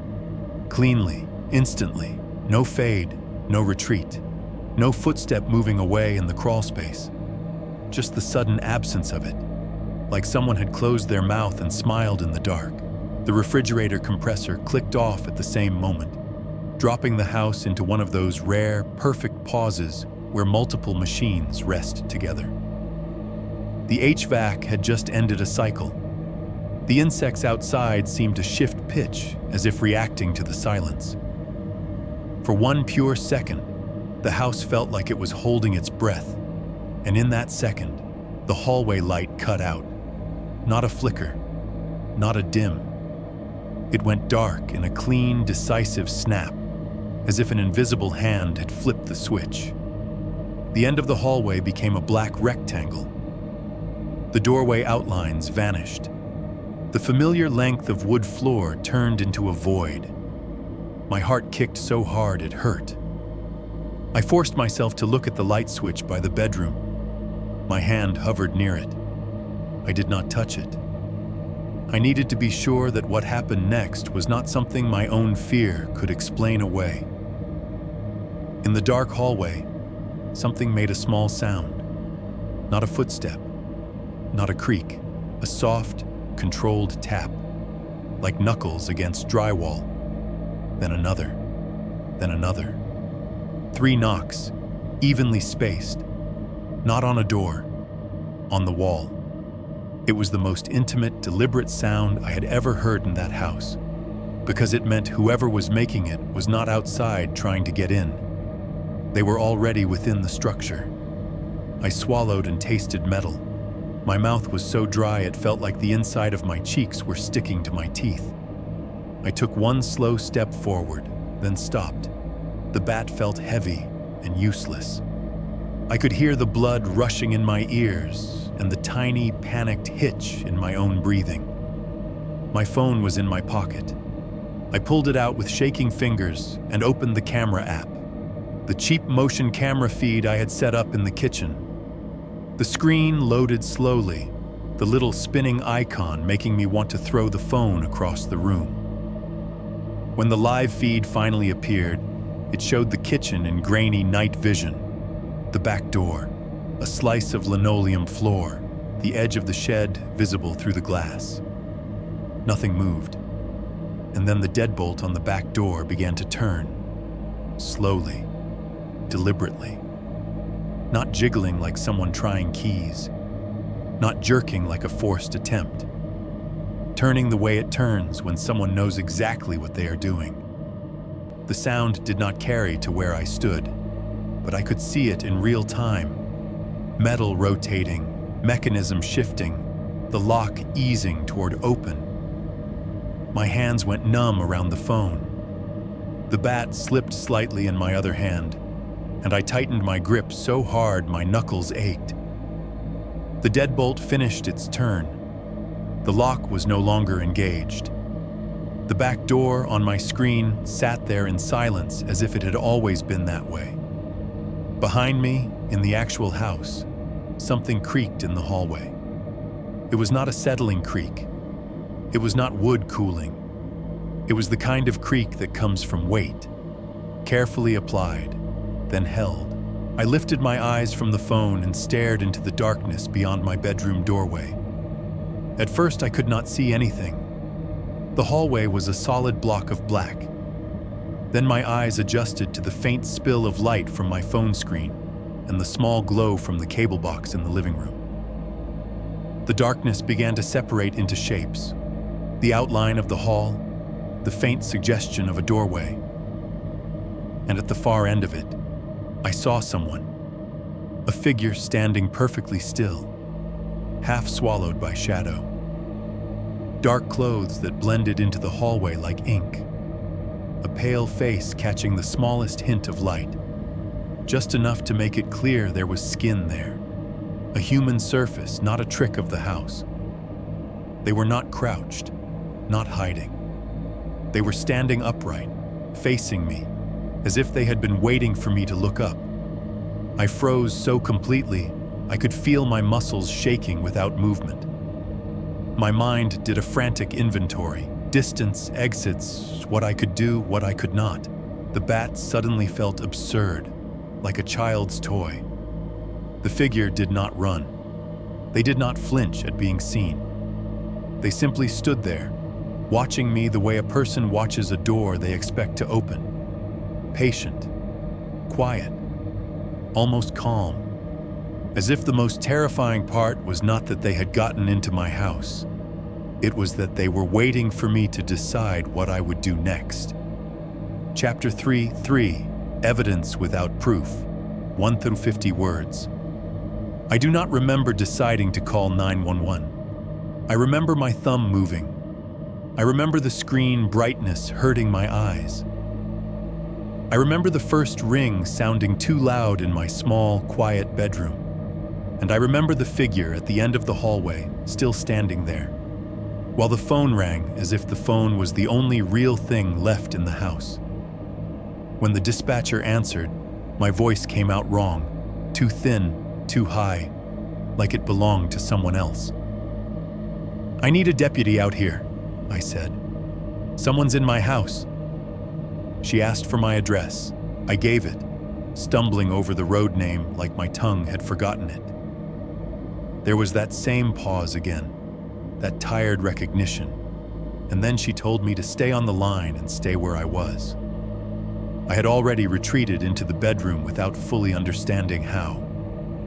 My dresser was half shoved against the door, not enough to stop anyone, but enough to make me feel like I had done something. The bat was still in my hand. My fingers ached from gripping it. The hallway was dark. I could not see the figure anymore, but I could feel where it had been standing, like a stain on the air. On the line, the dispatcher's voice stayed calm, asking questions in a measured rhythm. Did I see them? Did I hear them? Did I have a weapon? Was I injured? Her calmness felt unreal, like she was reading from a script while I was trapped in a moment that did not have rules. Then, from somewhere in the house, I heard the front door slam. The sound shook the walls. It felt physical, like a shove. The dispatcher asked what that noise was. I told her, and my voice cracked. I expected the next sound to be running footsteps, the frantic crash of someone fleeing, but nothing followed. No heavy steps, no brush snapping outside, no engine starting on the driveway. Just the slow return of the house's normal sounds, the refrigerator hum resuming, the HVAC shifting into a new cycle, a faint tick in the walls as the building settled back into itself. That was what made it worse. It was as if the house wanted to cover the incident with routine, as if it could swallow what had happened and make it seem impossible in the daylight. The first set of headlights arrived 15 minutes later, sweeping across the yard and cutting bright lines through the windows. Then a second vehicle, its beams crossing the first. Blue lights flickered against the trees, turning trunks into striped, moving shadows. Deputy M was there, along with another deputy I did not recognize. They moved with flashlights and a kind of controlled urgency, checking the front yard, the side yard, the back steps. Their lights speared into the woods, scanning the tree line in slow arcs. The beams made the darkness recoil, then settle back again, unbothered. Deputy M came inside and asked me to walk him through what happened. It felt obscene describing it out loud, standing in my own kitchen under bright lights, telling a man in uniform that I had watched my deadbolt turn on a phone screen while someone stood at the end of my hallway. The story sounded like something you would dismiss if you heard it from someone else. I could hear it in my own words, how it could be relabeled: grief, exhaustion, nerves. But Deputy M did not smirk. He listened, jaw tight, eyes shifting occasionally toward the dark hallway, as if he did not trust it either. They searched the house room by room. Closets, under beds, behind shower curtains. They checked every window latch. They checked the back door and the deadbolt. They shined a light into the crawl space access outside and then into the shed. The other deputy walked the perimeter with a flashlight and a hand on his belt. They found nothing. No broken window. No forced entry. No splintered wood. No muddy prints on the kitchen linoleum. No discarded cigarette butt on the porch. Not even a disturbed patch of grass that would let me believe someone had sprinted away in panic. The absence of evidence felt like another kind of violation, because if nothing was wrong, then I was the thing that was wrong. Deputy M came back into the hallway and stood where I had stood, looking down the length of it. In the bright light, the corridor was just a corridor again. Old paint, scuffed floor, door frames with chipped corners. But as I followed his gaze, my eyes snagged on something low near the baseboard. A mark. Small. Almost nothing. A thin gray scuff on the white baseboard, as if the rubber edge of a shoe had turned sharply there. The kind of mark you could make moving furniture or carrying a heavy box too close to the wall. Except I had not moved furniture in the hallway, and I had not carried anything there since I unpacked. I crouched and ran my finger over it. The scuff did not come off. It felt real under my fingertip, like proof you could touch. Deputy M crouched beside me. He stared at it for a long moment without speaking. Then he stood, and his eyes moved to the locks on the doors, as if his mind was mapping paths someone might take through the house. "Who else has keys to this place?" he asked. The question landed heavy, like it had been waiting in his mouth since the moment he pulled into my driveway. I swallowed. "My dad might have a copy somewhere," I said. "My uncle probably gave one to a neighbor years ago, to check on the place. There could be old copies floating around. I don't really know." Deputy M nodded slowly. "Any contractors?" he asked. "Any family friends? Anybody you don't talk to anymore?" I thought about my grandfather, the way his journals described staying up alone by the door. I thought about the not for doors key in that box upstairs. I thought about how old houses accumulate copies of access the way they accumulate dust. "No," I said. "Not that I know of." Deputy M's mouth tightened. He walked into the kitchen and looked at the back door deadbolt again, then at the knob lock, then at the door frame. He ran his thumb along the strike plate, checking for fresh scratches. He did the same at the front door. He did not find anything because there was nothing to find. That was the point. The other deputy returned from outside and shook his head. "Nothing out there," he said. "No tracks I can see. Ground's too dry." Deputy M stayed quiet for a moment. The refrigerator hummed behind us. The HVAC breathed through the vent. The house sounded normal again, almost smug in its normalcy. Then Deputy M lowered his voice, just enough that it felt like he was speaking man to man, not deputy to resident. "If that door unlocked," he said, "it was not picked." My stomach dropped. He glanced toward the hallway, then back at me. "Somebody's got a key," he said, "or somebody's got the house." The sentence hung between us, simple and brutal. It did not require ghosts. It did not require hallucinations. It only required time, patience, and access. After they left, I did not sleep. I sat on the edge of my bed with the bat across my lap, staring at the crack under the bedroom door as if light might leak through it again. The hallway was lit now, but it looked wrong anyway. Too long, too flat, too ready to become dark again. The house settled around me in tiny sounds. A soft pop from a beam as temperature shifted. A faint tick from the hallway floor as it cooled. The refrigerator compressor cycling on and off. The distant hiss of the highway. Each noise had always been part of the house's voice. Now every one of them sounded like a footstep if you were tired enough. And I was so tired that I could not tell the difference anymore. Chapter 4:1. Hardware Store Talk, 1020 words. By morning, I had reached a point where the house no longer felt like a place I lived. It felt like a place I was occupying, temporarily, cautiously, like a man sleeping in a building that still belonged to someone else. Deputy M's words kept replaying in my head, simple and ugly. Somebody's got a key. Or somebody's got the house. I took my coffee on the porch and watched the tree line like it might blink first. Sunlight made everything look honest. Birds hopped in the grass. A squirrel ran along the fence line with the casual confidence of a creature that did not believe in locks. The shed sat there with its padlock, quiet and ordinary, as if it had never been part of anything, but I could not unknow what I had seen. The deadbolt turning on my phone screen. The hallway light cutting out clean. 3 knocks on the wall, inside the house, like a private joke told inches from my ear. So I did what people do when they feel powerless. I went shopping. The drive into town felt longer than it had before, even though the road was the same.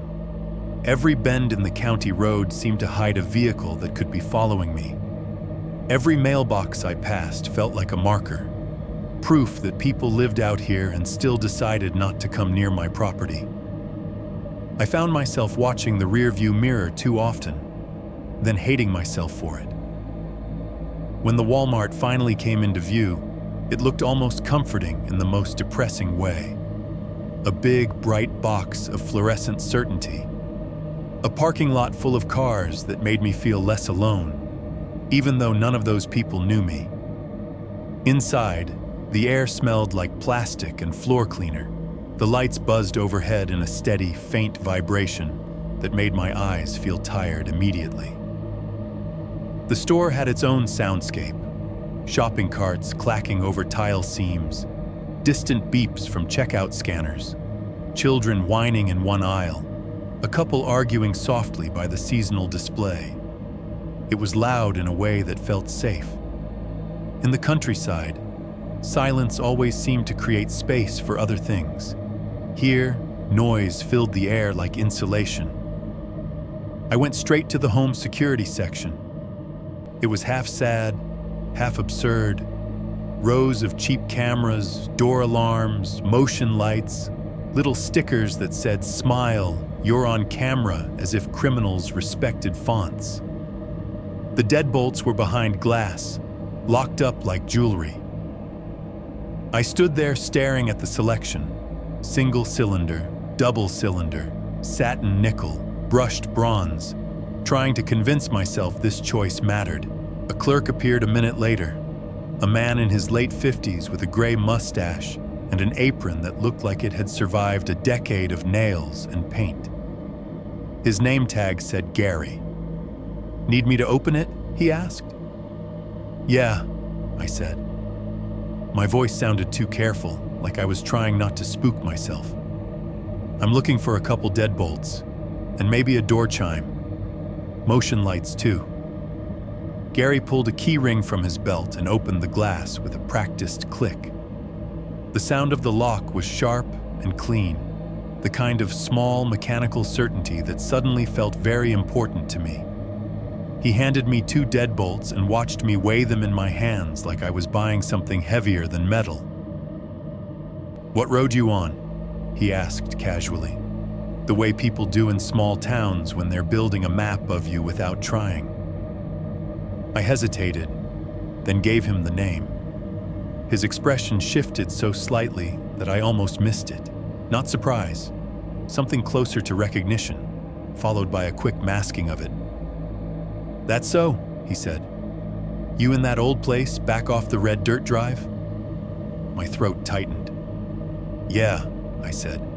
"My grandfather owned it." Gary nodded once, slow. He did not smile. He did not ask how I liked it. He reached into the case and handed me a pack of longer screws for the strike plate, the kind meant to bite deeper into the frame. "Use these," he said. "Factory screws are junk." I stared at the screws in my palm. "Thanks." He did not walk away. He leaned a little closer, lowering his voice as if the deadbolts might be listening. "That house been empty off and on," he said. "More than folks realize." I felt my stomach drop in a slow, cold way. "Empty how?" Gary's eyes flicked around, not paranoid, just cautious, like he had learned where gossip traveled fastest. Overhead, a store intercom crackled and announced a price check in an aisle I could not see. The crackle made me flinch. Gary kept his voice low. "Couple years back, some people from out of county tried to buy it," he said. "Had papers and everything. Stayed out there one weekend, then they backed out Monday morning. Lost their deposit too. Wouldn't even argue about it. Just want it gone." My mouth went dry. Did they say why? Gary made a small sound in his throat, half shrug, half warning. "People don't usually say why, not straight. They say stuff like, 'It didn't feel right,' or they make a joke and laugh too hard. But I've heard it enough." He paused, then added almost gently, "That place stays empty for reasons." There it was, a sentence so plain it sounded like an old superstition. But the way he said it did not feel like superstition. It felt like the tone people use when they are talking about a dog that bites. I forced a laugh that came out thin. "I'm just changing locks." "Nothing wrong with that," he said quickly. "Smart thing, actually." I looked down at the deadbolts again, then back up at him. "Did you know my grandfather?" Gary's eyes softened a fraction. "Knew of him. Everybody knew your granddaddy's name. He was the kind of man who fixed his own stuff, didn't ask for help until he had to." He hesitated, then said, "He came in here for locks once too, long time ago." The words landed like a stone. I swallowed. Did he say why? Gary's gaze drifted past me, toward the aisle where the fluorescent lights buzzed and shoppers pushed carts like nothing in the world could reach them. He seemed to choose his words carefully. He said he didn't like how easy it felt for someone to be close to the house without being seen, Gary said. That's all he said. And then he bought motion lights and a door chime. My hands tightened around the deadbolts until the packaging crinkled. I heard my own voice, a little too sharp. Did they help him? Gary didn't answer right away. His silence was an answer shaped like a question mark. From somewhere above us, the intercom crackled again. "Attention customers!" The voice echoed down the aisle, bright and artificial.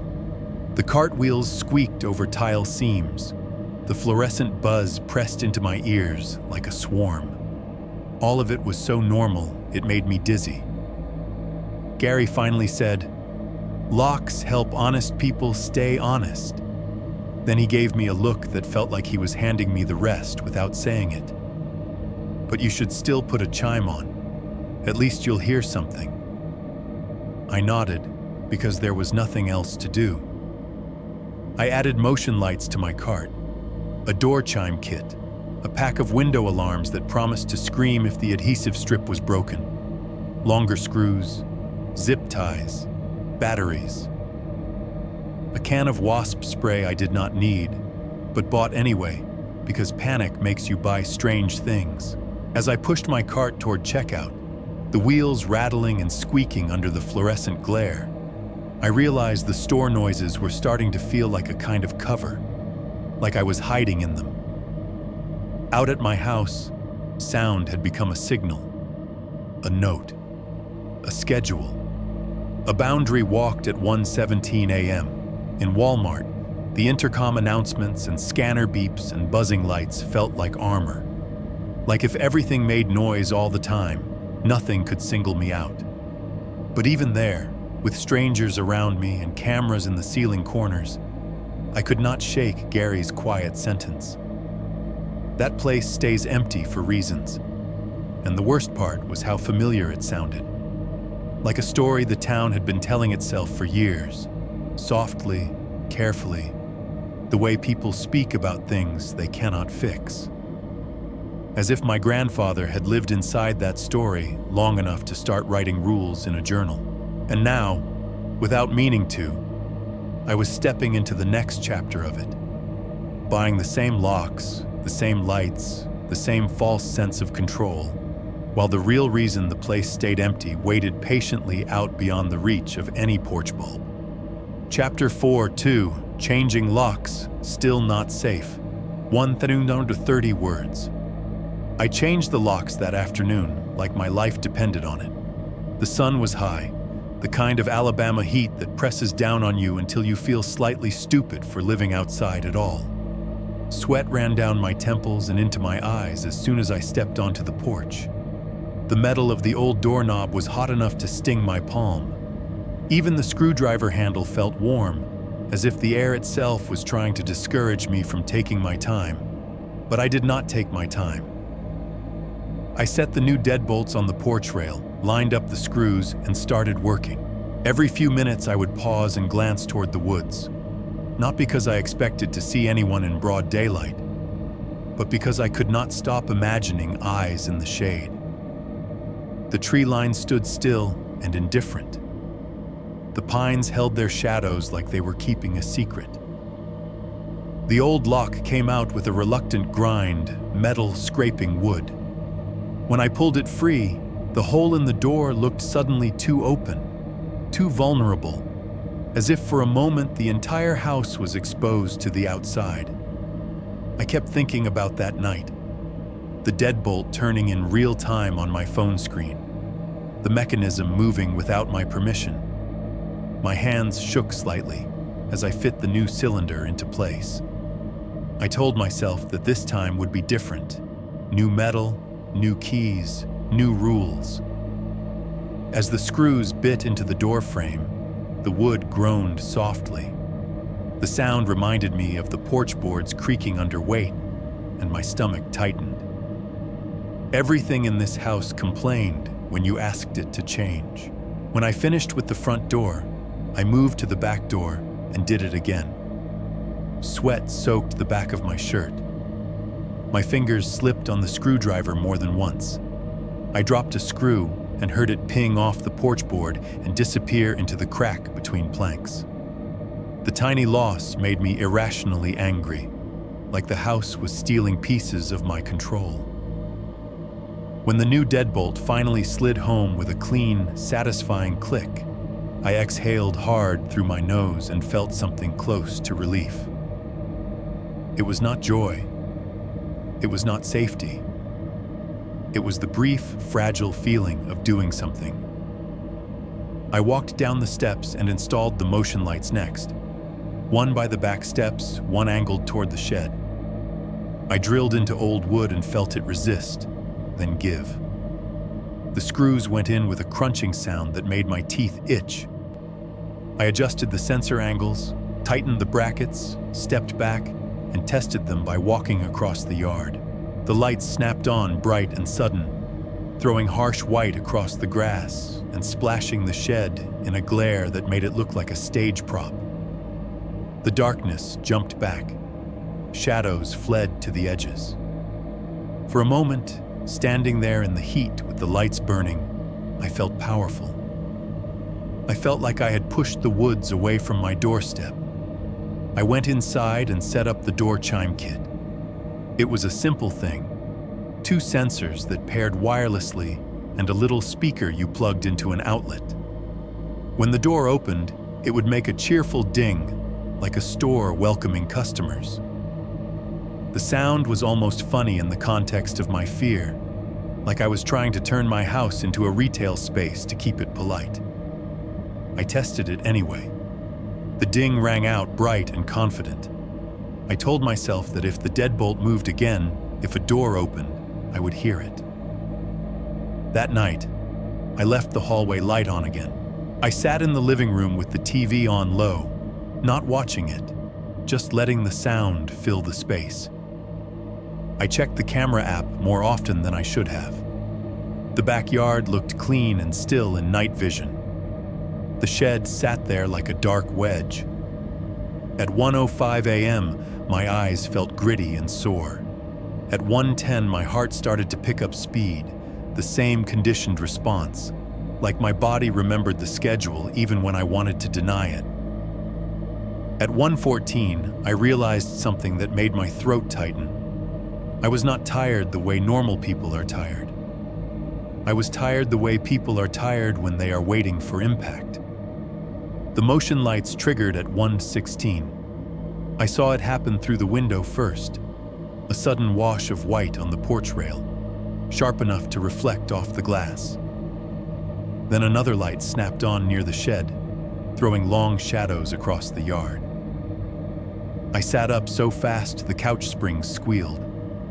I grabbed my phone and opened the camera feed. The night vision brightened the scene into grainy gray.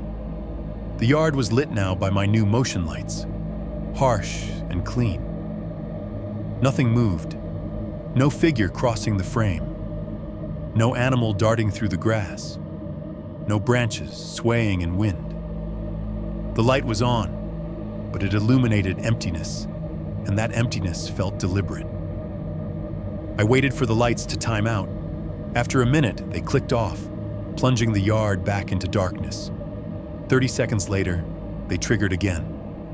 On, off, like someone pacing just beyond the sensor's edge, leaning in and out of its range to see how it behaved, testing the upgrade.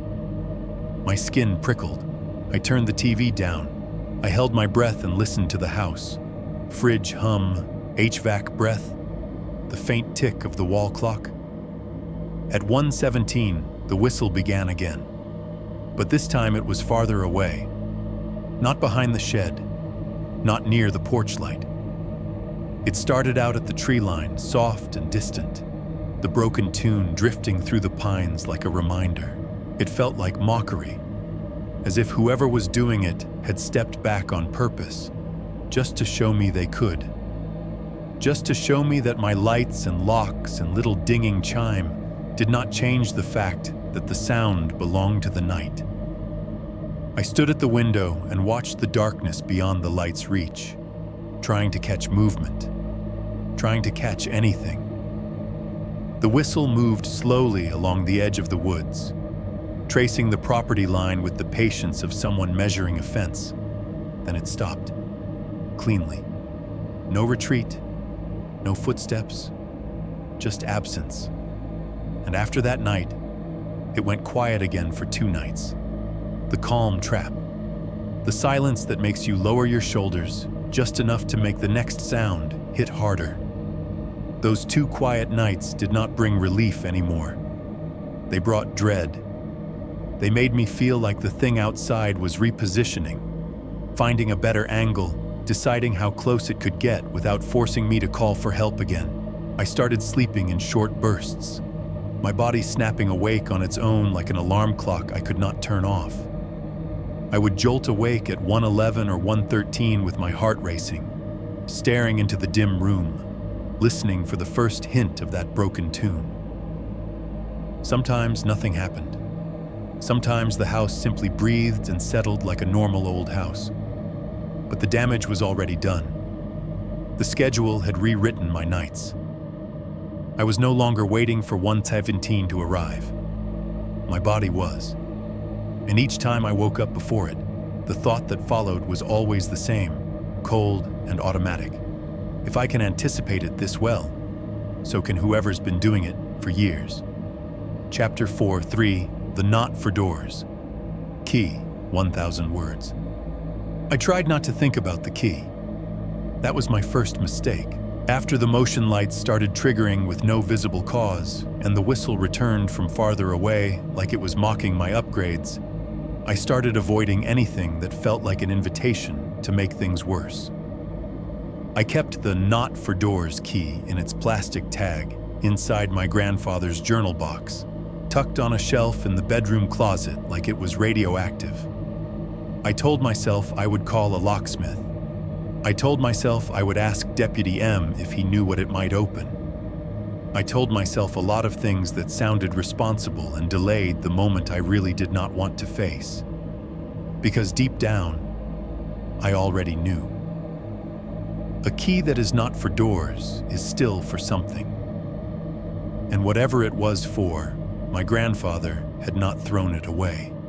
The third afternoon after I changed the locks, I was in the yard testing the motion sensors again, when I noticed a detail that made my stomach tighten. Behind the shed, close to the foundation, there was a patch of ground that looked slightly different from the rest.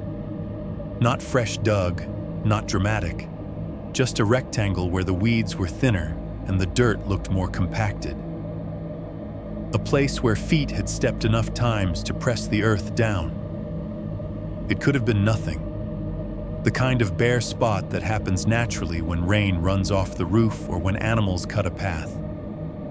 But my fear had already rewired my attention. I saw patterns the way a person sees faces in clouds. I walked around the back of the shed, careful with my steps. The air smelled of hot metal and pine. The shed's siding was old and rough, the paint flaking off in strips. The padlock on the shed door looked newer than the rest of it, bright enough to catch the sunlight, its metal less worn. I crouched near the foundation and found a small piece of corrugated metal partially hidden by a line of leaves and debris. It sat flush against the ground like a crude cover, its edge tucked under the shed's lip. When I pulled it up, it scraped against dirt with a dry hiss, and a smell rose immediately. Damp earth, old wood, and something faintly sour.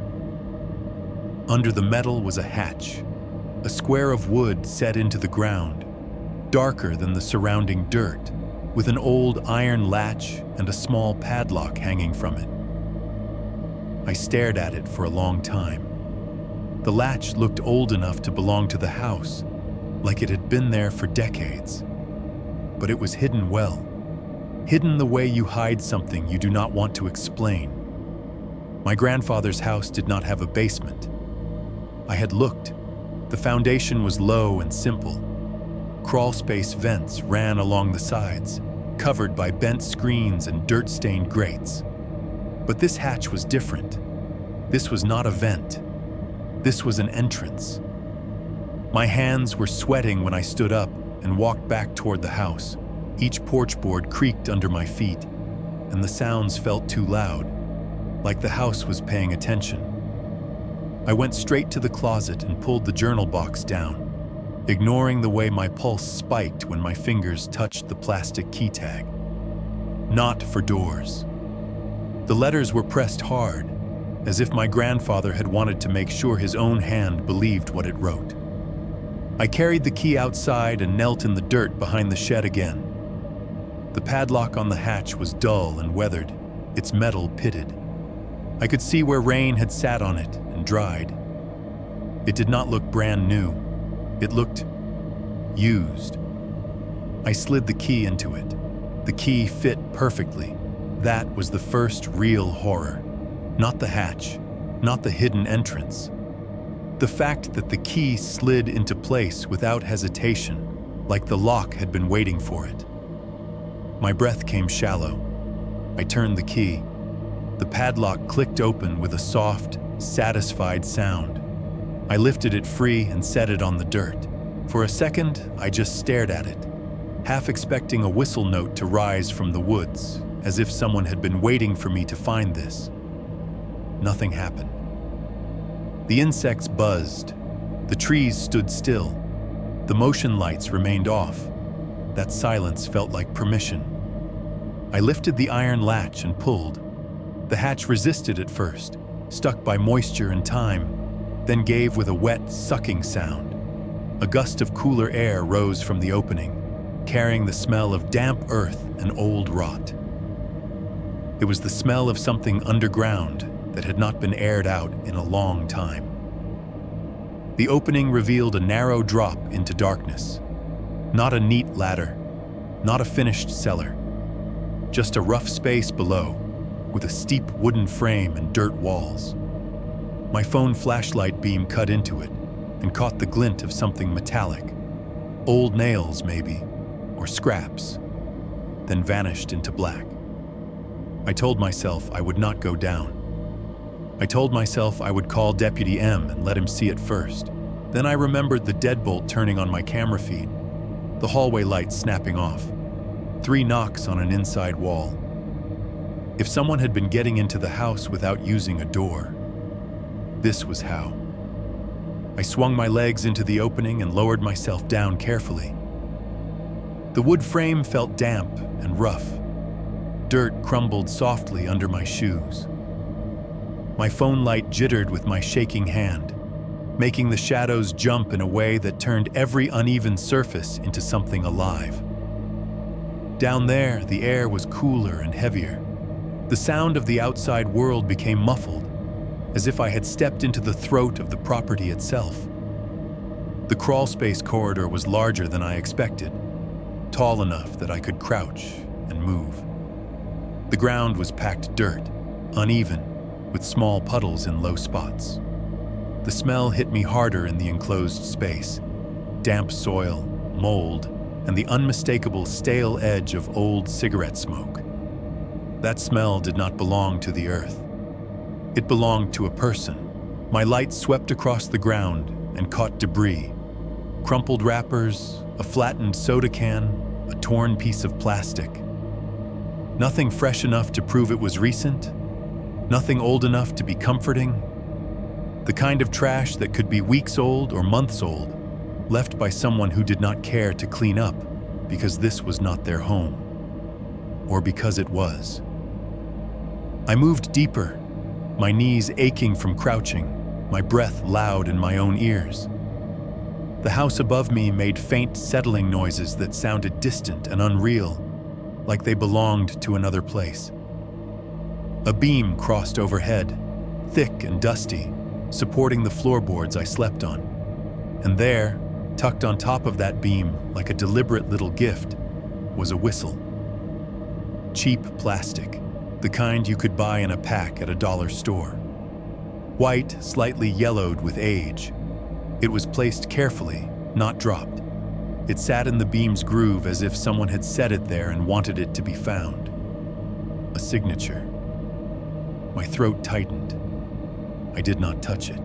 I just stared, phone light fixed on it, imagining someone crouched in this same space in the dark, listening to me move above them, practicing that broken tune until they could play it softly enough to travel up through vents and floorboards. Then I shifted my light toward the hatch behind me, and that was when I saw the detail that made my blood run cold. The hatch did not just have a latch on my side. It had hardware on the other side too. A second latch bracket, worn smooth where hands had gripped it. Scratches in the wood around it, not from weather, but from repeated use. The access point opened from outside and from inside, meaning whoever had been whistling was not just haunting the perimeter. They had a way into the house that was never a door, and my grandfather had known it. Enough to label the key, keep it, and still spend years listening for the sound that always came at 1:17, like a reminder from beneath his own feet. I climbed back out into the sunlight with dirt on my knees, and my hands shaking so hard I could barely lock the padlock again. When it clicked shut, the sound did not feel like security. It felt like closing a mouth. And somewhere in the woods, beyond the reach of my new motion lights, The afternoon breeze moved through the pines with a soft whisper that sounded, for just a moment, like someone taking a slow breath before they started to whistle. Chapter 5:1, Setting the Trap, 1080 words. I did not call Deputy M right away. For 2 hours after I found the hatch behind the shed, I paced the house like a man trying to walk a thought out of his body. I kept washing my hands even though they were already clean. Dirt still lived under my nails, stubborn and dark, like proof my skin had been somewhere it was never meant to go. Every time the refrigerator compressor kicked on, it startled me. Every time the HVAC paused, I held my breath without meaning to, waiting for that muffled whistle to rise through the vents again. The whistle did not come. Of course it did not. It had never been random. It always waited for the right slice of night. The part that scared me most was not the hidden access point. It was the intention behind it. Whoever had been doing this did not need to break anything. They did not need to smash a window or force a door. They had a route, a habit, a way in that belonged to the property in the same way the red dirt driveway belonged to it. That meant I could change locks until my hands bled, and it would not touch the real problem. So I finally called Deputy M. He answered on the third ring. I could hear the world behind him. Radio chatter, a faint hum of an engine, maybe the wind through an open car window. "This is Travis," I said. "I found something." His tone shifted immediately. Not panic, not surprise. A clipped attention. "Talk to me." "There's a hatch behind the shed," I said. "It was covered, padlocked. I found the key in my grandfather's box. It opens it." There was a pause. I could hear him breathing, slow and measured. "You open it?" "Yes." Another pause. Longer. "You go down?" "Yes." This time his exhale was audible, like he was disappointed and relieved at once. "All right? You touch anything?" "No." I lied automatically, then corrected myself because lying felt dangerous now. "I mean, no. I didn't move anything down there. But there was trash and a whistle." That got him fully quiet. "A whistle," he repeated, and it did not sound like a question. "And the hatch," I added quickly. "It has hardware on both sides. It opens from inside and outside." Silence again. Then, very calmly, "You lock it back?" "Yes." "All right," he said. "I can swing by." "Tonight," I said, and my voice came out sharper than I intended. "I need you here tonight." He hesitated. I could feel the shape of his hesitation, even without seeing him. Deputies have policy. They have paperwork. They have supervisors who do not like off-the-record decisions made in the dark. "Travis," he said carefully, "if you want an official—" "I don't want a report," I said, and the words spilled out before I could stop them. "I want a person here when it happens. I want someone else to hear it, see it, something. Because I'm losing my mind in this house." There was a beat where neither of us spoke. Then he said, "I'll do a drive-by around that time. I can't promise I'll sit out there all night, but I can pass through. Quiet." It was not a guarantee. It was not backup. It was not justice. But it was a second set of eyes, and right then that felt like the only thing tethering me to reality. After I hung up, the house felt louder. My phone's silence was heavy in my hand. Outside, the afternoon was bright and ordinary. Birds moved through the yard. The pines held their shadows. The shed sat there like it was keeping my secret. I started setting my trap. It felt ridiculous calling it that. A trap implies you know what you are catching. It implies you have rules. It implies you have control. I had none of those things, but I could prepare. I drove back into town and bought a second camera, another cheap one. nothing fancy. I told myself I needed a different angle. I told myself I needed redundancy. The truth was, I wanted to overwhelm the blind spots with lenses until there was nowhere left to hide.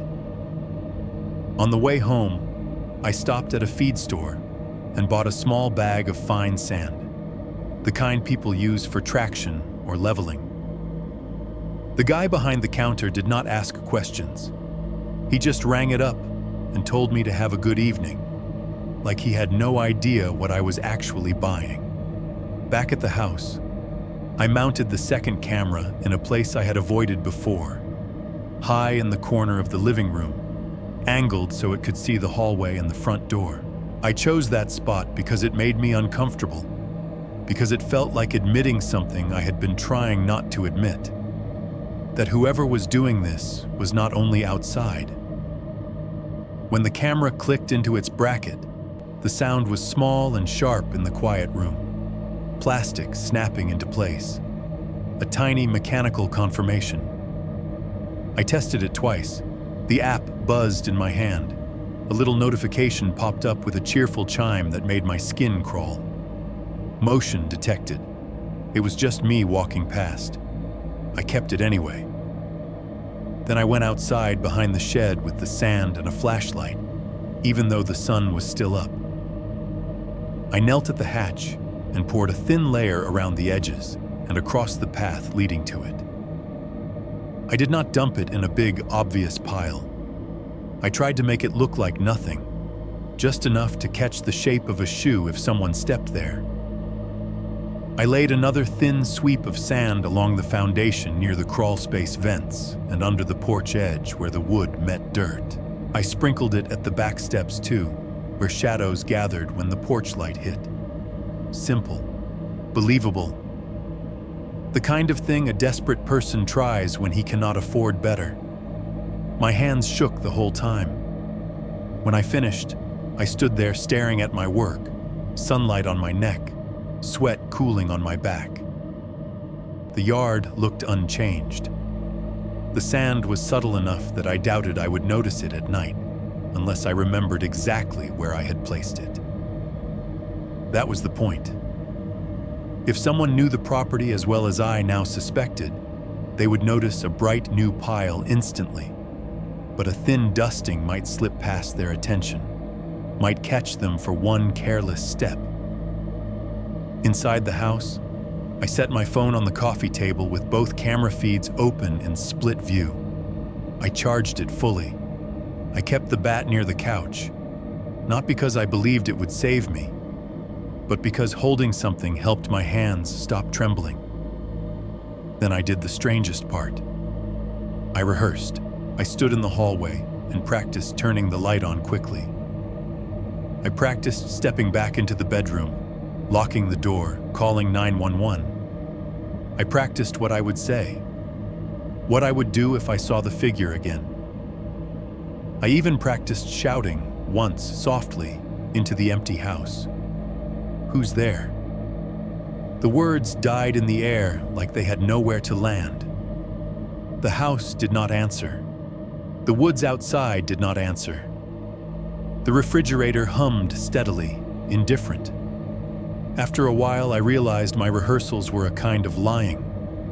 Because the truth was, if I saw someone again, if the hallway light cut out and the figure appeared and the deadbolt turned, I had no idea what I would do. My body might freeze. My hands might fail. I might do something stupid, something human, like open a door just to end the waiting. That was the danger. Not the locks, not the cameras, me. By sunset, the house felt like it was holding its breath. I left the hallway light on early, long before darkness arrived, as if getting ahead of the night could make it less powerful. I ate nothing. My stomach was too tight. I sat on the couch and watched the camera feeds and listened to the building's noises line up into their familiar pattern. Every click of plastic, every buzz of my phone, every tiny settling tick of the floorboards. And beneath all of it, the loudest sound in the house was my own breathing. Too fast, too present, like a signal I could not turn off, broadcasting to the dark that I was awake, waiting, and completely unsure whether my trap was meant to catch someone, or simply to prove, one final time, that I was not alone. Chapter 5-2. 1:17 arrives. 1,050 words. By the time the numbers on my phone crept past 1 in the morning, the house no longer felt like a house. It felt like a set. The hallway light was on. The living room lamp was on low.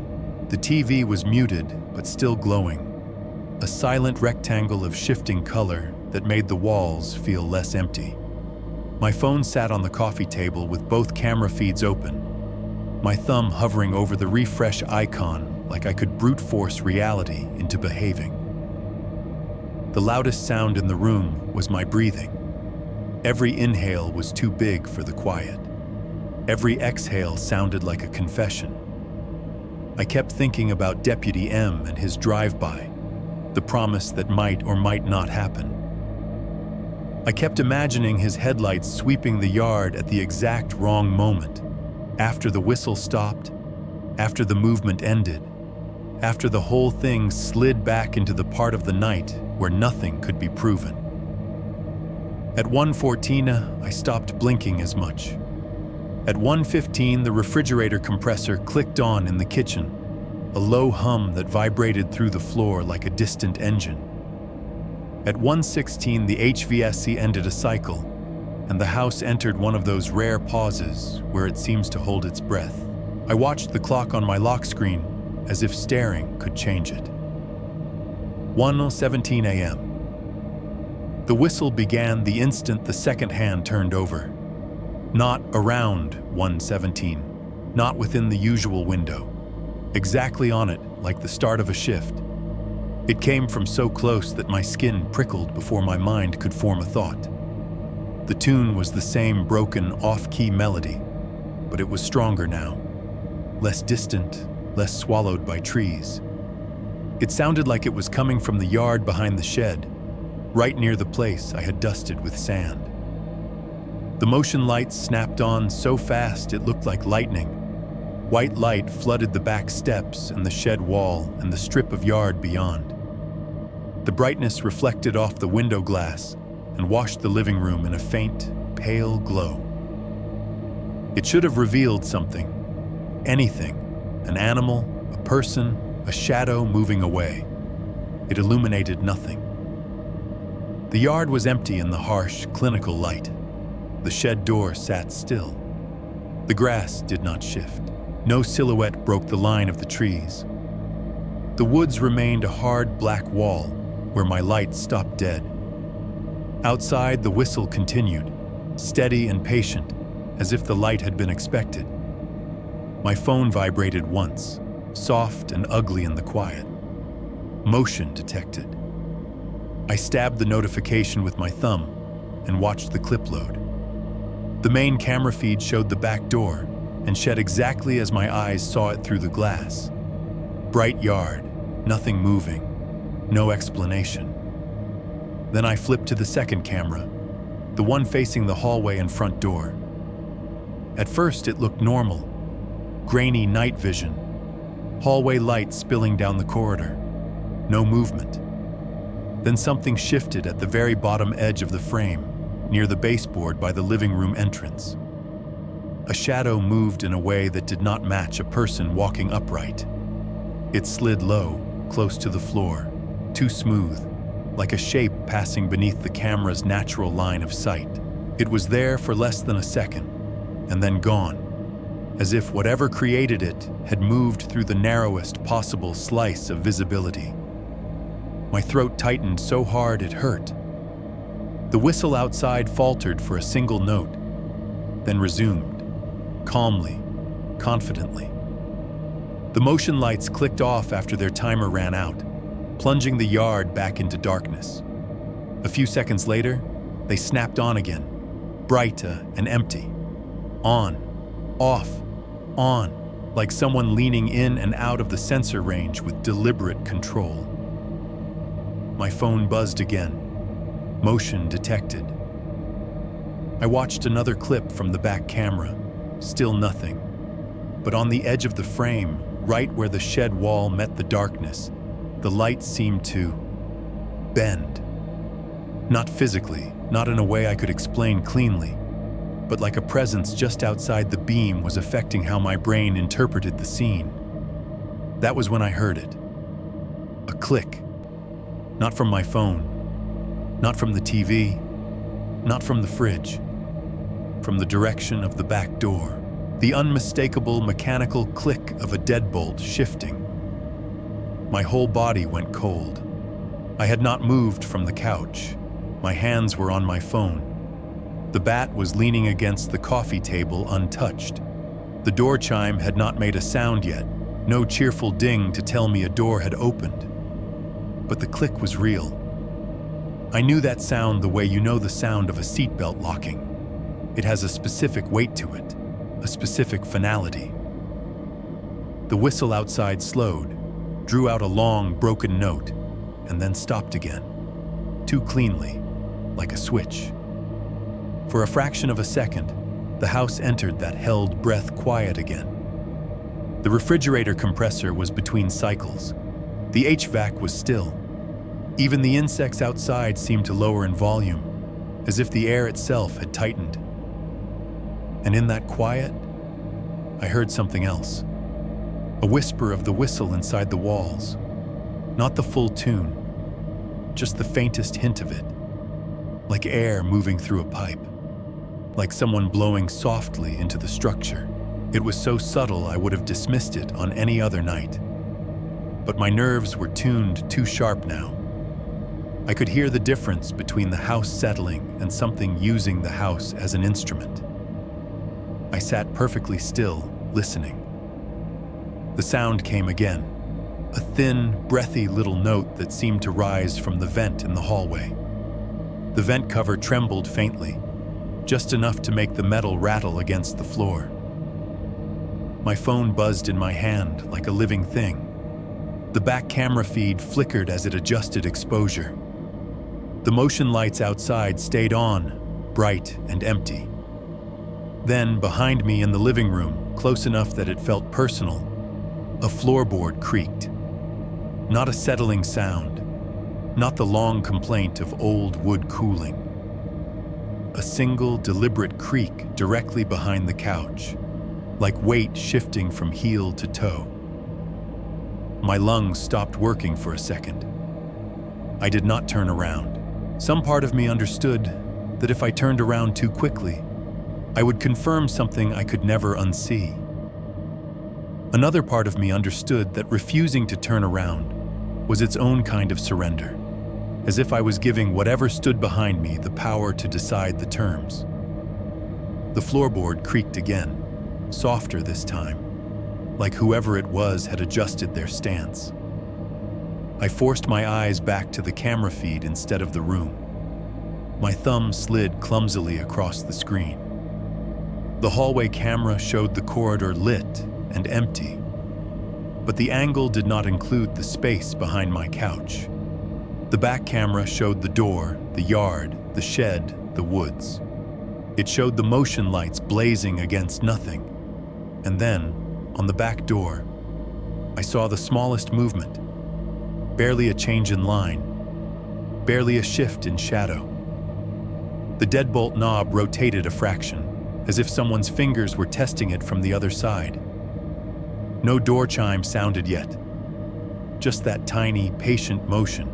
Behind me, the floorboard gave a third, quiet creak, closer than the first, like a person leaning in. I kept my head facing forward, eyes locked on my phone, because it felt like the only way to stay attached to something measurable.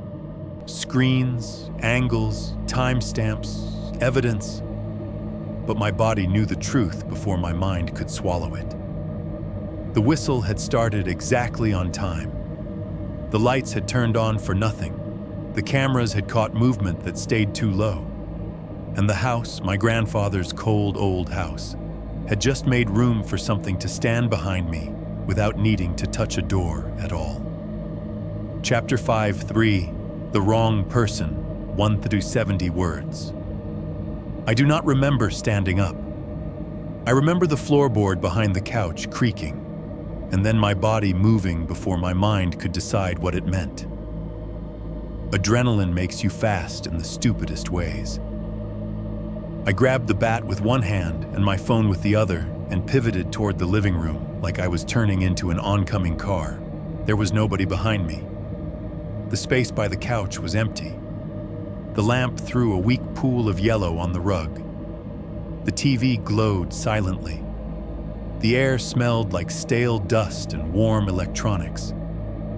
If you had walked into the house right then, you would have seen a grown man standing barefoot in the living room, gripping a bat and staring at nothing like he had lost his mind. The motion lights outside clicked off, then on again, flashing white through the windows like a camera strobe. The yard remained empty.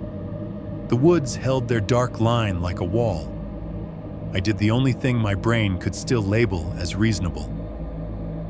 I called Deputy M. It rang. It rang again. On the third ring, it went to voicemail. I stared at the screen as if I could force him to pick up by sheer will. My thumb hovered over 911, but the memory of the last search, flashlights and policy and nothing found, made my hand hesitate. I felt trapped between two humiliations, calling again and being treated like a nervous homeowner, or not calling and being treated like a future headline. I checked the back door. The deadbolt was locked. That fact should have comforted me. Instead, it made my stomach turn. I had heard the click. I had seen movement on the knob. If it was locked now, then it meant someone had tested it and reset it, or someone had wanted me to think they had. The door chime never rang. That detail crawled under my skin like a splinter. The chime was supposed to make noise when the door opened. It had not, which meant either the door had never been opened, or the person in my house knew enough to move without triggering it, or they had come in a way that did not involve the door at all. I stepped onto the porch with the bat and my phone light. Humidity wrapped around me. The pine smell felt sharper at night. The motion lights snapped on again, flooding the yard with white brightness and making my shadow jump across the grass. That is when I saw the sand. I had dusted it thin enough that it was almost invisible in daylight. Under the motion lights, it looked like pale powder on the ground, subtle but clear enough to show disturbance. There were prints, not full shoe impressions, not neat and complete, just partial marks, like the edge of a sole and the drag of a heel. Enough to prove that weight had been there, enough to make my mouth go dry. The prints moved along the foundation, exactly where I had sprinkled the sand near the crawlspace vents and the underporch edge. They were not random. They were purposeful, following a path that avoided open yard and stayed in the shadows the way a person would if they did not want to be seen by windows. Then the prints stopped, abruptly, right at the point where the hallway wall would be inside the house on the other side, where the vent and the baseboard met. I stared at that blank edge of sand where the trail should have continued and felt a slow, nauseating realization spread through me. If the prints stopped there, it meant one of two things. Either the person had lifted themselves up and in through a crawlspace access I still did not fully understand, or they had never been outside at all. They had been under the house already, listening, waiting for the exact second when the HVAC cycle paused, the refrigerator clicked off, and the world held still long enough for a floorboard creak to land like a weapon. In the distance, a vehicle engine sound came and went on the highway. Then nothing again. The woods remained silent, as if the trees were refusing to witness. I went back inside and locked the door out of reflex, even though the motion felt pointless now. My hands shook so hard I could barely slide the bolt. I turned every interior light on until the house looked like an open store at closing time. Then I checked the cameras. The back camera had a chain of motion alerts between 1:16 and 1:19, exactly as before. Clips of an empty yard, motion lights flashing, shadows shifting in ways that could be explained by exposure changes and insects and wind. The hallway camera had caught that low, wrong shadow again at the edge of its frame. But when I tried to open the recording that mattered, the timestamp that matched the exact moment the floorboard creaked behind me, the app hesitated. The clip list jumped slightly, as if refreshing. Then it showed a gap. I scrolled up and down, blinking hard, thinking my eyes were missing it. I checked the timestamps again. There should have been a file at 1:17:48. There was nothing. Not a corrupted file. Not a blurry clip.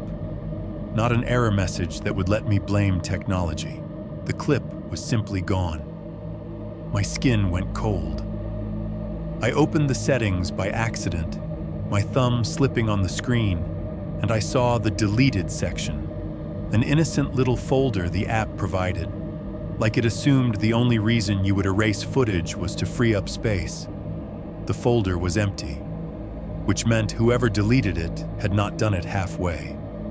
They had removed it the way you remove something you do not want recovered. My stomach rolled. A person had been in my house long enough, calm enough, to navigate the app menu.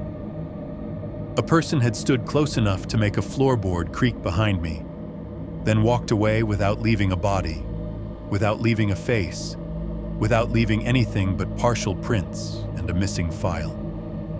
I sat down hard on the couch and felt the room tilt slightly.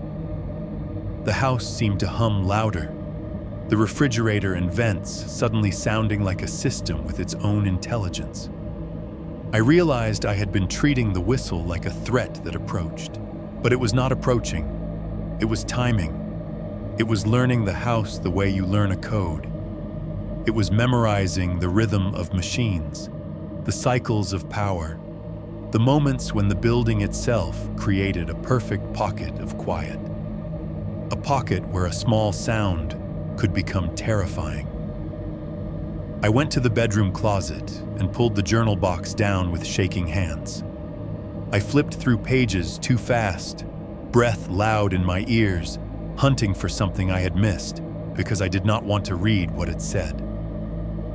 Then I found it. A line I must have skimmed the first time because it felt too simple to matter. Written in my grandfather's steady hand, underlined once like he was reminding himself, "It learns you by listening." I stared at the sentence until the words blurred, because suddenly, everything made sense in the worst possible way. The whistle was not a taunt, it was a test.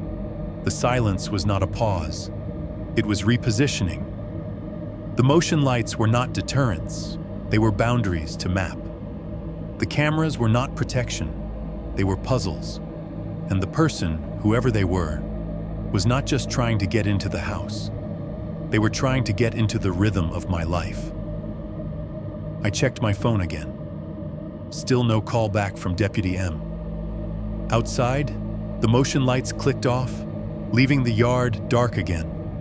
Inside, the hallway light stayed on, bright and steady, as if it wanted to convince me that visibility meant safety. But my eyes kept drifting to the empty space behind the couch, and I could not stop thinking about the missing file. Because deleting a camera clip is not something a ghost does. It is something a person does, calmly, deliberately, when they are comfortable enough in your home to use your phone against you. Chapter 6. 1. Leaving without peace. 1,020 words. I did not pack. That is what I tell people when they ask later, because it is the cleanest way to explain the decision. Packing implies planning. Packing implies you believe you are leaving on your own terms. I did not have terms. I had a breaking point. I grabbed my wallet, my phone charger, and the journal box like it was a family member. I took the bat out to the truck without thinking, then left it leaning against the passenger seat because the idea of holding it in public felt humiliating. I did not turn off lights. I did not straighten anything. I did not even check the back hatch behind the shed because the thought of walking into that shadowed corner again made my stomach flip. I just got in the truck and drove. The driveway dust rose behind me in the headlights like smoke, and for a second, I had the irrational urge to look in the rearview mirror to see if something was standing at the tree line watching me go. I kept my eyes forward instead. I drove too fast on the county road, tires humming on asphalt. Every dark patch between the pines felt like it could hide a vehicle waiting to pull out behind me. Every set of distant headlights made my shoulders tighten. When the town lights finally appeared, they looked like something holy. Not beautiful, not warm, just human.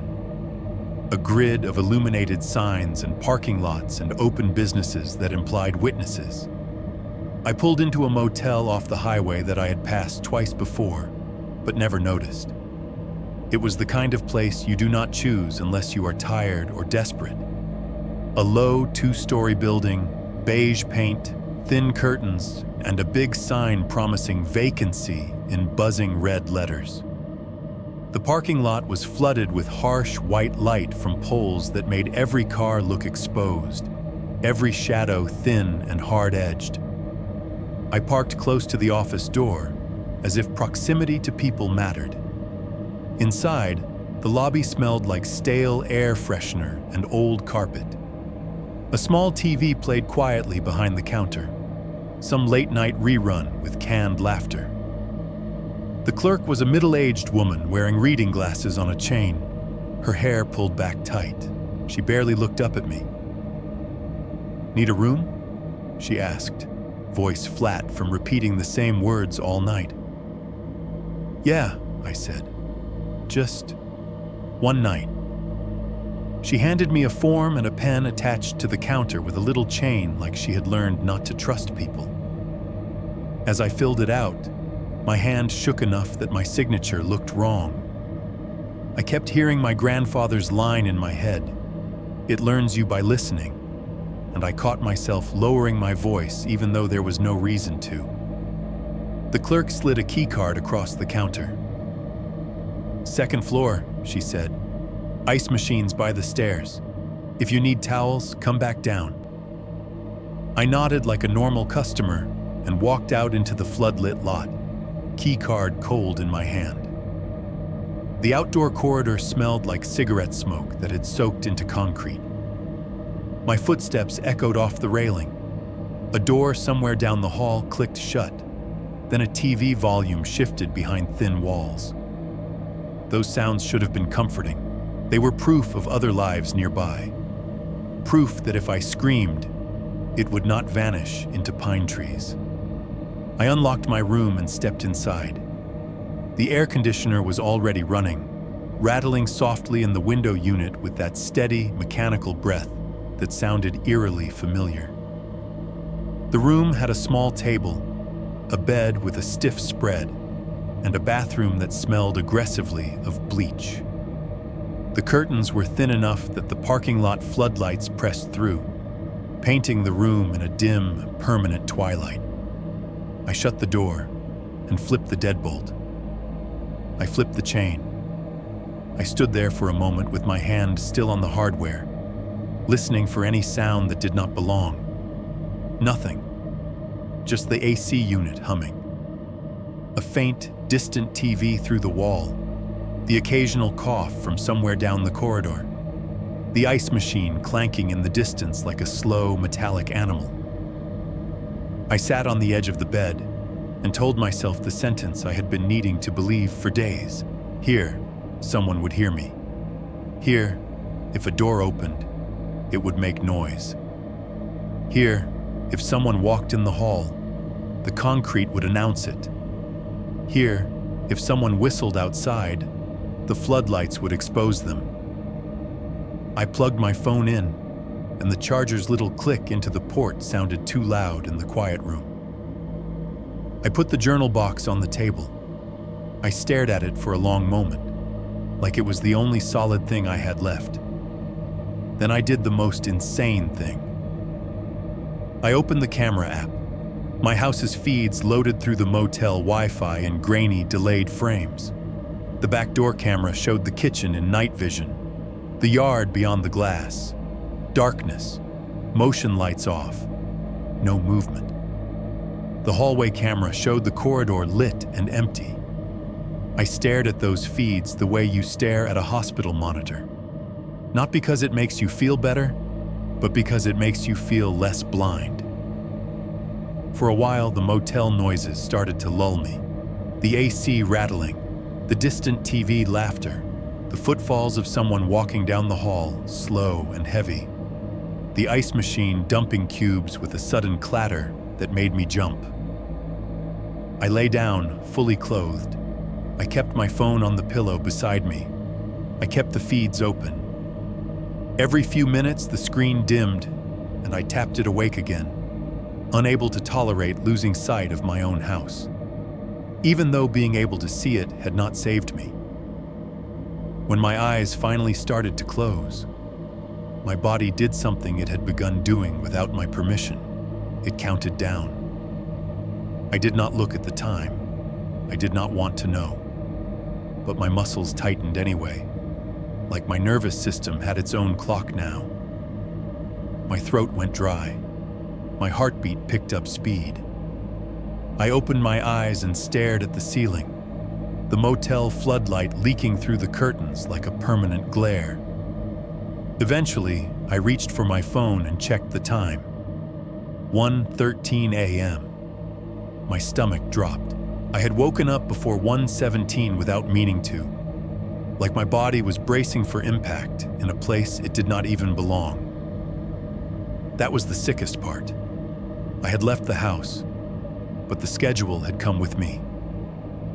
I sat up and watched the camera feeds again, refusing to blink too long. The motel room hummed and rattled around me.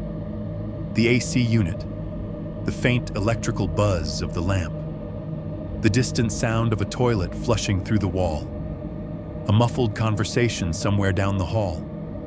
Life. And still, my eyes kept flicking to the clock on my phone like it was a detonator. At 1:16, the motel's ice machine clanked loudly, and the sound made my whole body jolt.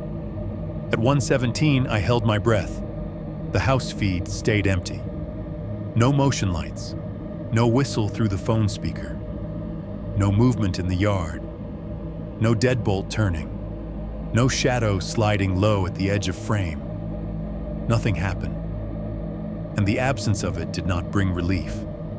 It brought a different kind of fear, colder and more intimate, because it meant one of two things. Either whatever had been doing this was still at my house, waiting for me to come back, or it had never needed the house at all. It had only needed my attention. I lay back down in the motel bed, floodlights bleeding through the curtains, and listened to the thin human sounds of strangers living their normal nights around me. The AC unit rattled like a tired machine. A TV murmured through the wall. Somewhere outside, a car door slammed, then footsteps faded down the corridor. And inside my chest, my body kept counting toward a time that no longer belonged to the clock on my phone. It belonged to whatever had learned me by listening. Chapter 6:2, Motion Detected, 150 words. I lay there staring at the motel ceiling, trying to force my body to accept what my brain kept repeating. Nothing happened.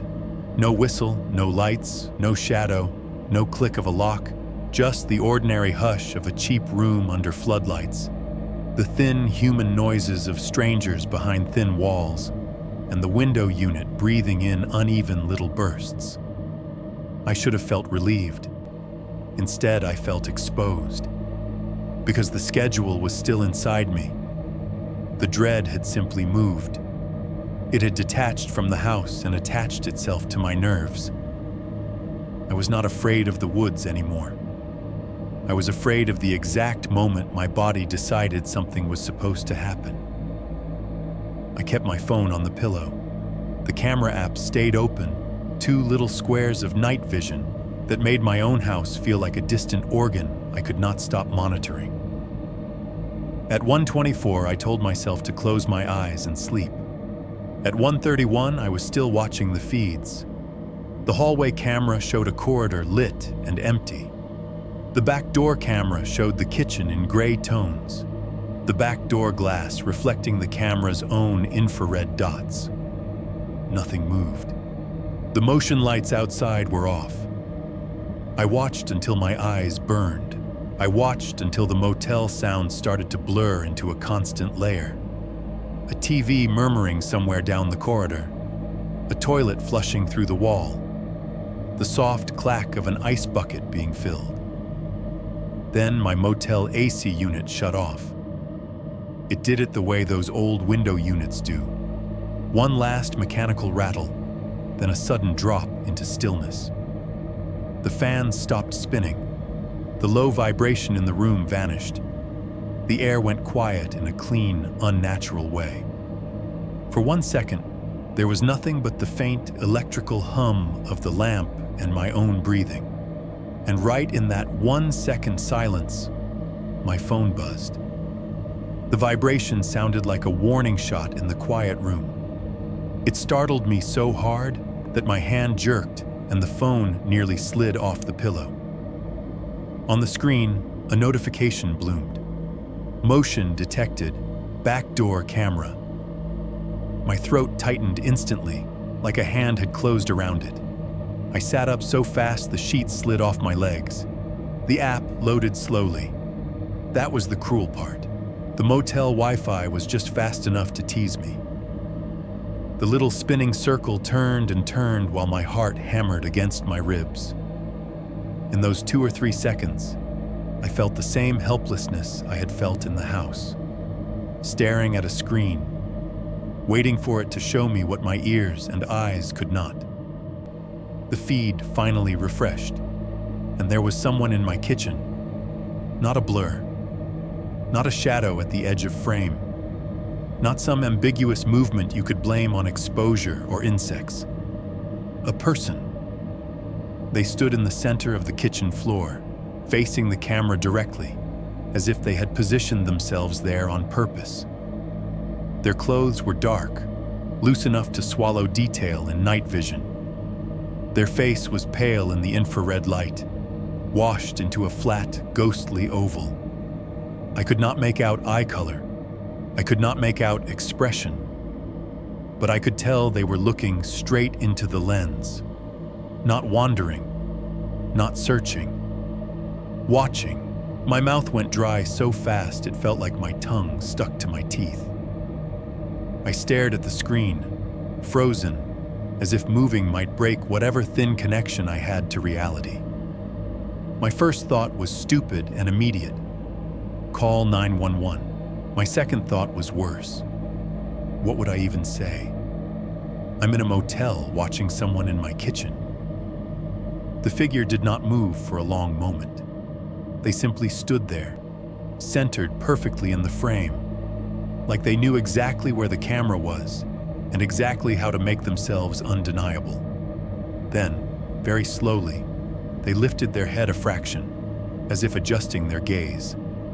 And I heard it, not from memory, not imagined. From the phone speaker in my hand, tinny but unmistakable, came the whistle. The same broken tune, but cleaner now, closer, more intimate. They were whistling directly into the camera. The sound traveled through my motel room in a thin electronic stream, and it did something to me that nothing else had done yet. It made the distance vanish. My house was not 10 minutes outside town anymore. It was right there. The whistle was right there. The person was right there. And the only thing between us was a screen. My stomach rolled. My hands shook so hard I had to grip the phone with both hands. The figure whistled for 3 slow notes, then paused. In that pause, my motel room felt unbearably quiet. The AC unit was still off. The lamp buzzed faintly. Somewhere down the hall, a TV laughed softly, oblivious. The figure resumed whistling, and this time the tune was steadier, almost confident. Like a person humming while they worked. Like a person performing for an audience they knew was listening. I realized, with a sick certainty, that they did not just know about the camera. They knew I was watching live. Because the whistle was not drifting through woods. It was aimed. It was delivered straight into the lens, the way you speak into a phone when you want the person on the other end to hear you clearly. The figure stopped whistling. Then they reached one hand toward the camera, slowly, calmly, fingers extending into the infrared glow, growing larger in the frame as their hand approached the lens. The pale blur of their fingertips filled the screen like something pressing against my eye. I held my breath. My whole body went rigid, waiting for the moment the lens would be covered, waiting for the feed to end, waiting for some final proof that this was real. The fingertips touched the camera. The screen went black. Not a frozen frame, not static, not a glitch. Black with a small message overlaid in clean text. Offline. I stared at it, unable to blink. My pulse hammered in my throat. My ears rang in the sudden absence of the whistle. The motel AC kicked back on at that exact moment, the fans sputtering to life with a low, rattling roar that filled the room again. It felt like the building exhaled, like the 1-second silence had been a door, and now it had closed. My phone buzzed again. Another notification I could not process. Another motion alert. Another digital tremor. I did not open it. I could not. Because the image of that pale face, centered in my kitchen, had already branded itself into my mind. The way they had stood there doing nothing. The way they had whistled into the camera like they were speaking through it. And the worst part was what the black screen implied. They had not just entered my house. They had walked through it with enough confidence to find the camera, face it, perform into it, and then shut it off. Not like a burglar, like an owner turning off a light. Chapter 6:3, The Message on the Table, 1,050 words. I did not go back to the house that night. After the kitchen feed cut to black, I sat on the motel bed with my phone in both hands, staring at offline like it was a diagnosis. The floodlights outside pressed through the curtains. The AC unit rattled and breathed. Somewhere down the hall, a door opened and closed, and someone laughed at something on TV. Normal life kept happening around me like an insult. I called Deputy M at sunrise. He answered on the first ring this time, like he had been awake already. I told him what I saw. I told him the camera went offline. I told him the figure stood in the kitchen and whistled into the lens as if they were speaking to me through it. There was a long pause, and then he said, "Meet me out there.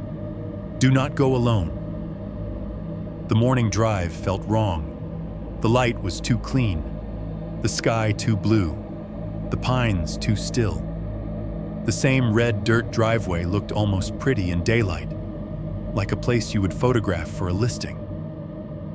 My stomach stayed tight the whole time, not from fear of an ambush, but from the certainty that whatever happened next would be quiet and ordinary, because that was the pattern.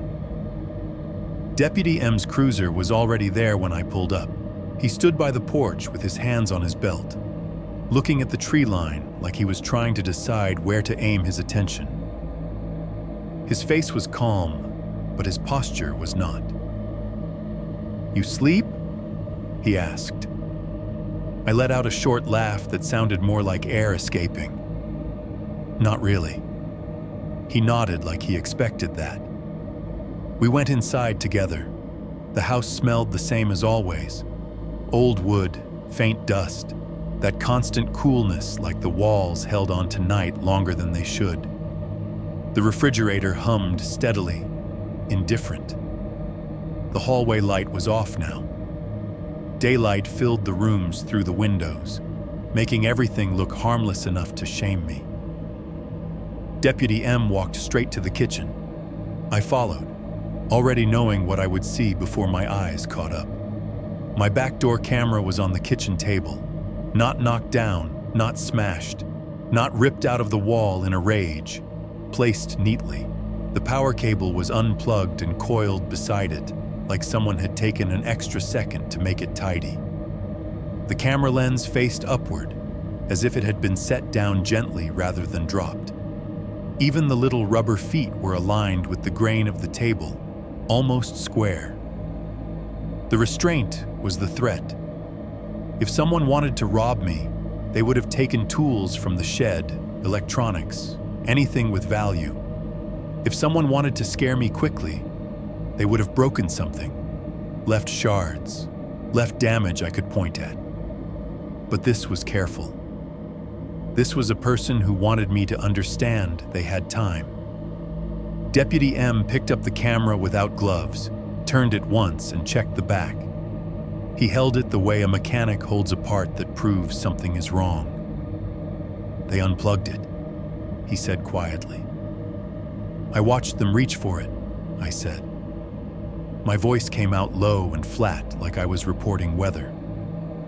Then it went black. Shoke, he nodded once and set it back down, almost respecting the placement. We did the same search again. Doors, windows, the shed, the crawl space vents, nothing broken, no forced entry, no obvious prints on the kitchen floor. The back door deadbolt was locked. The new hardware I had installed still sat firm and clean, like it had never mattered. Deputy M walked behind the shed and crouched near the hatch. The metal cover was back in place the way I left it. The padlock was locked. He tested it anyway, tugged once. It held. Sand? He asked. I pointed out where I'd dusted it. He studied the ground for a long moment, eyes narrowing. Something stepped here, he said, indicating a faint disturbance near the foundation. Not a full print, just a slight smear where a shoe had dragged and lifted. Then the trail vanished again, the same way it had the night before. Deputy M stood up slowly and wiped his hands on his pants.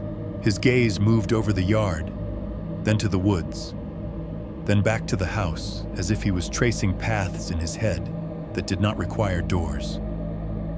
When we went back inside, I found the second object. It was on the kitchen table too, placed beside the camera as if it belonged there. At first I thought it was just another loose key from the house, one of my grandfather's old spares, something forgotten in a drawer. Then I saw the tag. A cheap plastic key tag, the kind you get at a hardware store, the kind my grandfather used to label everything in block letters.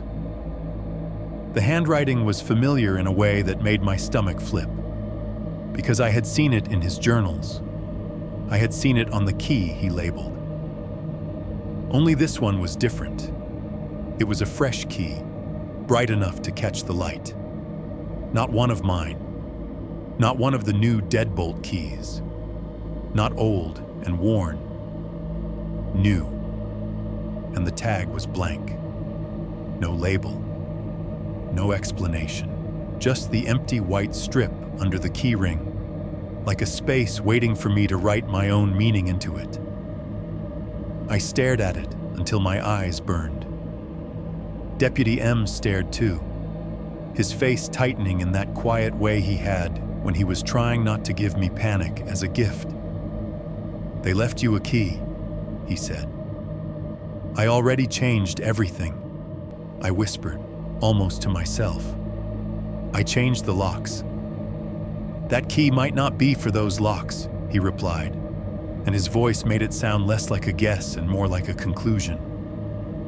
My throat tightened. I looked at the camera again, unplugged, coiled, placed gently on my table like a polite reminder. Nothing stolen, nothing broken, just proof of access and proof of intention. It felt like someone had walked into my kitchen, cleaned their hands, and arranged my fear into a still life. I did not stay much longer after that. I went through the house one last time, not searching for the intruder, but gathering the small pieces of my life that I could carry. My laptop, a duffel of clothes, the journal box, the handful of photos I had set on the dresser because I wanted to pretend I was settling in. I kept avoiding the space behind the couch, even in daylight, because my body remembered the floorboard creak too well. When I carried my things to the truck, the air felt thick and hot outside, and the woods looked too quiet, too patient. Deputy M stood on the porch as I loaded the last bag. He watched me with an expression I could not read, part duty, part something older. "Travis," he said finally, and his voice was softer than it had been. "Yeah?" He hesitated, like he was stepping over a line he did not normally cross with residents. "Your grandfather," he said. "He did not die right away, did he?" The question hit me like a cold hand on the back of my neck. My mouth opened, then closed. "No," I said slowly. He declined for a while. He was in and out of the hospital. He got confused toward the end." Deputy M nodded once, eyes unfocused for a second, as if he was looking at something he remembered and did not like. "Thought so," he said. I waited for him to explain. He did not. He just glanced toward the woods again, one long look, and then back at the house like it was a person with a reputation. And suddenly, the journals read differently in my mind. The underlined rules, the seasonal pattern, the quiet nights that meant it was moving closer. The line about it learning you by listening. If my grandfather had been sick, if his mind had been slipping, if he had been alone more often near the end, then the whistle might not have been a weird nuisance that happened around his decline. It might have been part of it, not supernatural, not a curse, just a patient person working the edges of an old man's life. Testing, listening, waiting for the house's quiet seconds to do the work for them. I drove away that day and did not return to sleep there again. I had my father list the property. Then I changed my mind and told him not to. Then I told him to sell it as is. Then I stopped answering his calls because I could not explain the truth without sounding insane. I moved into an apartment closer to the highway, closer to people, closer to noise. But some nights, especially when the building's AC and my refrigerator and the upstairs neighbor's TV all cut out at the same time, I still feel that 1 second silence open up like a door, and I swear I can hear, somewhere inside it, the faint idea of a tune, waiting to see if I will listen. Chapter 7:1. The city is louder, but the pattern survives. 150 words. The city was supposed to fix it. That was the story I told myself while I signed the lease and carried boxes up 3 flights of stairs. That was the logic I clung to when I traded pine trees for streetlights and gravel driveways for cracked sidewalks. In town, there were cameras on corners and people behind every door. There were sirens. There were buses. There was noise that never fully went away. Out there, in that cold house on 10 acres, the night had too much room. Here, the night had nowhere to hide. My apartment was small and practical. Second-hand furniture, beige carpet, a kitchenette that always smelled faintly like whatever my neighbor cooked. The hallway outside my door smelled like laundry detergent and someone's cigarette habit. The building itself had a constant background soundtrack. TVs leaking through thin walls, a baby crying 2 units down, a dog's nails tapping on vinyl in the stairwell. Somewhere, always, a door closing. Somewhere, always, water running through pipes. On my first night, I sat on the edge of the bed and listened to all of it. And for the first time in months, I felt something loosen in my chest. The noises were ugly and human and comforting. Traffic hissed outside like a permanent tide. A car alarm chirped briefly, then shut up. Someone in the apartment above me walked across their floor, and the ceiling creaked in answer. In the distance, a siren rose and fell, weaving through the streets like a reminder that the world was awake even when I wanted to be. I thought, genuinely, that this was what safety sounded like. I tried to rebuild a routine the way people rebuild after grief. Slowly, carefully, with small, ordinary decisions. I went back to work without taking breaks to stare at camera feeds. I bought groceries and cooked simple meals that tasted like effort more than comfort. I washed my clothes in the building's shared laundry room, standing in the warm, lint-heavy air while the machines thumped and spun and beeped. I even tried to sleep like a normal person again. That part was harder than I expected, because grief does not stop when you change addresses. Lauren was still gone. My body still woke up expecting to hear her breathing beside me. Some mornings I would catch myself reaching for my phone to text her about something stupid, then remember the silence of her number and feel that familiar hollow drop in my stomach. The countryside horror had not erased my grief. It had simply layered itself on top of it, teaching my nervous system new rules. Rules that did not care about streetlights. The first time it happened in the apartment, I woke up already tense. My eyes snapped open into darkness, and for a second, I had no idea where I was. The ceiling looked wrong. The air smelled like detergent, not cedar and dust. A neighbor's TV murmured faintly through the wall. Then I reached for my phone on the nightstand and checked the time. 1:17 a.m. My stomach dropped so hard it felt physical. Nothing else happened. No whistle, no motion lights, no deadbolt click. Just the city's constant noise continuing without me. A bus rumbled in the distance. A door down the hall closed. A dog barked once and stopped. But I lay there with my heart racing, and I realized I had not woken up because of a sound.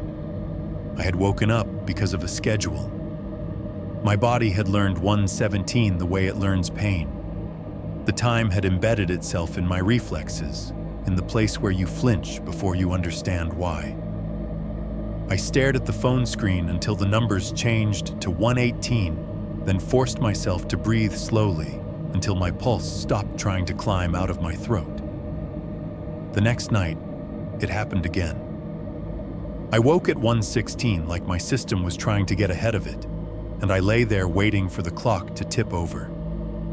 When it did, I held my breath, listening for something that could not possibly exist in this building. Nothing happened. The third night, I woke at 1:17 on the dot, and my hands were damp with sweat. After a week, it stopped feeling like coincidence and started feeling like a curse my own nerves had built for me. I told myself it was trauma, conditioning. The predictable aftermath of months spent staring at a lock screen, waiting for a whistle to begin. I told myself that if I ignored it long enough, my body would relearn the world. But then I noticed something else. The building had its own version of that 1-second silence. It did not happen every night, and it did not happen at exactly the same minute. But once you become sensitive to it, you cannot unhear it. Every apartment building has a rhythm of machines. The central air cycling, refrigerators humming, hallway lights buzzing, elevators shifting, someone's box fan whirring behind a door. Most of the time, those sounds overlap, so you never get a true gap. But sometimes, In the late hours, they line up by accident. The AC shuts off. The hallway light's buzz dips. A neighbor's TV goes quiet at the exact moment their fridge clicks off. The laundry room machines finish their cycle and stop thumping. For 1 second, maybe less, everything in the building seems to pause. Not in a dramatic way, just a brief, clean drop, like the world took a breath and forgot to continue it. The first time I noticed that drop, it happened just after 1:17. I was lying awake, staring at the ceiling, trying to let my heartbeat settle. The traffic outside had thinned. The building's noises softened. Then the AC cut out, and the electrical hum in the wall seemed to vanish at the same moment. The silence lasted for a heartbeat, and in that heartbeat, my entire body went rigid. Because that 1-second drop sounded exactly like the house's quiet seconds. The moments when the refrigerator and HVAC paused together and the whistle felt like it could slip in through the gap. Here, in the city, the drop had no woods attached to it. No shed, no crawlspace hatch, no tree line. Yet my fear treated it the same. I found myself listening for a note that never came, my nerves straining toward a tune I hated. I stared at the dark corner of my bedroom, imagining for a split second that a figure might be standing there. Not because I believed it, but because my body had been trained to expect it. That was the real horror, I realized. It was never the woods. It was the way a person can be taught to anticipate something so precisely that the anticipation becomes its own threat. A schedule burned into muscle and sleep and instinct. A timestamp that can follow you into a building full of people and still make you feel alone. The city was louder, but the pattern survived.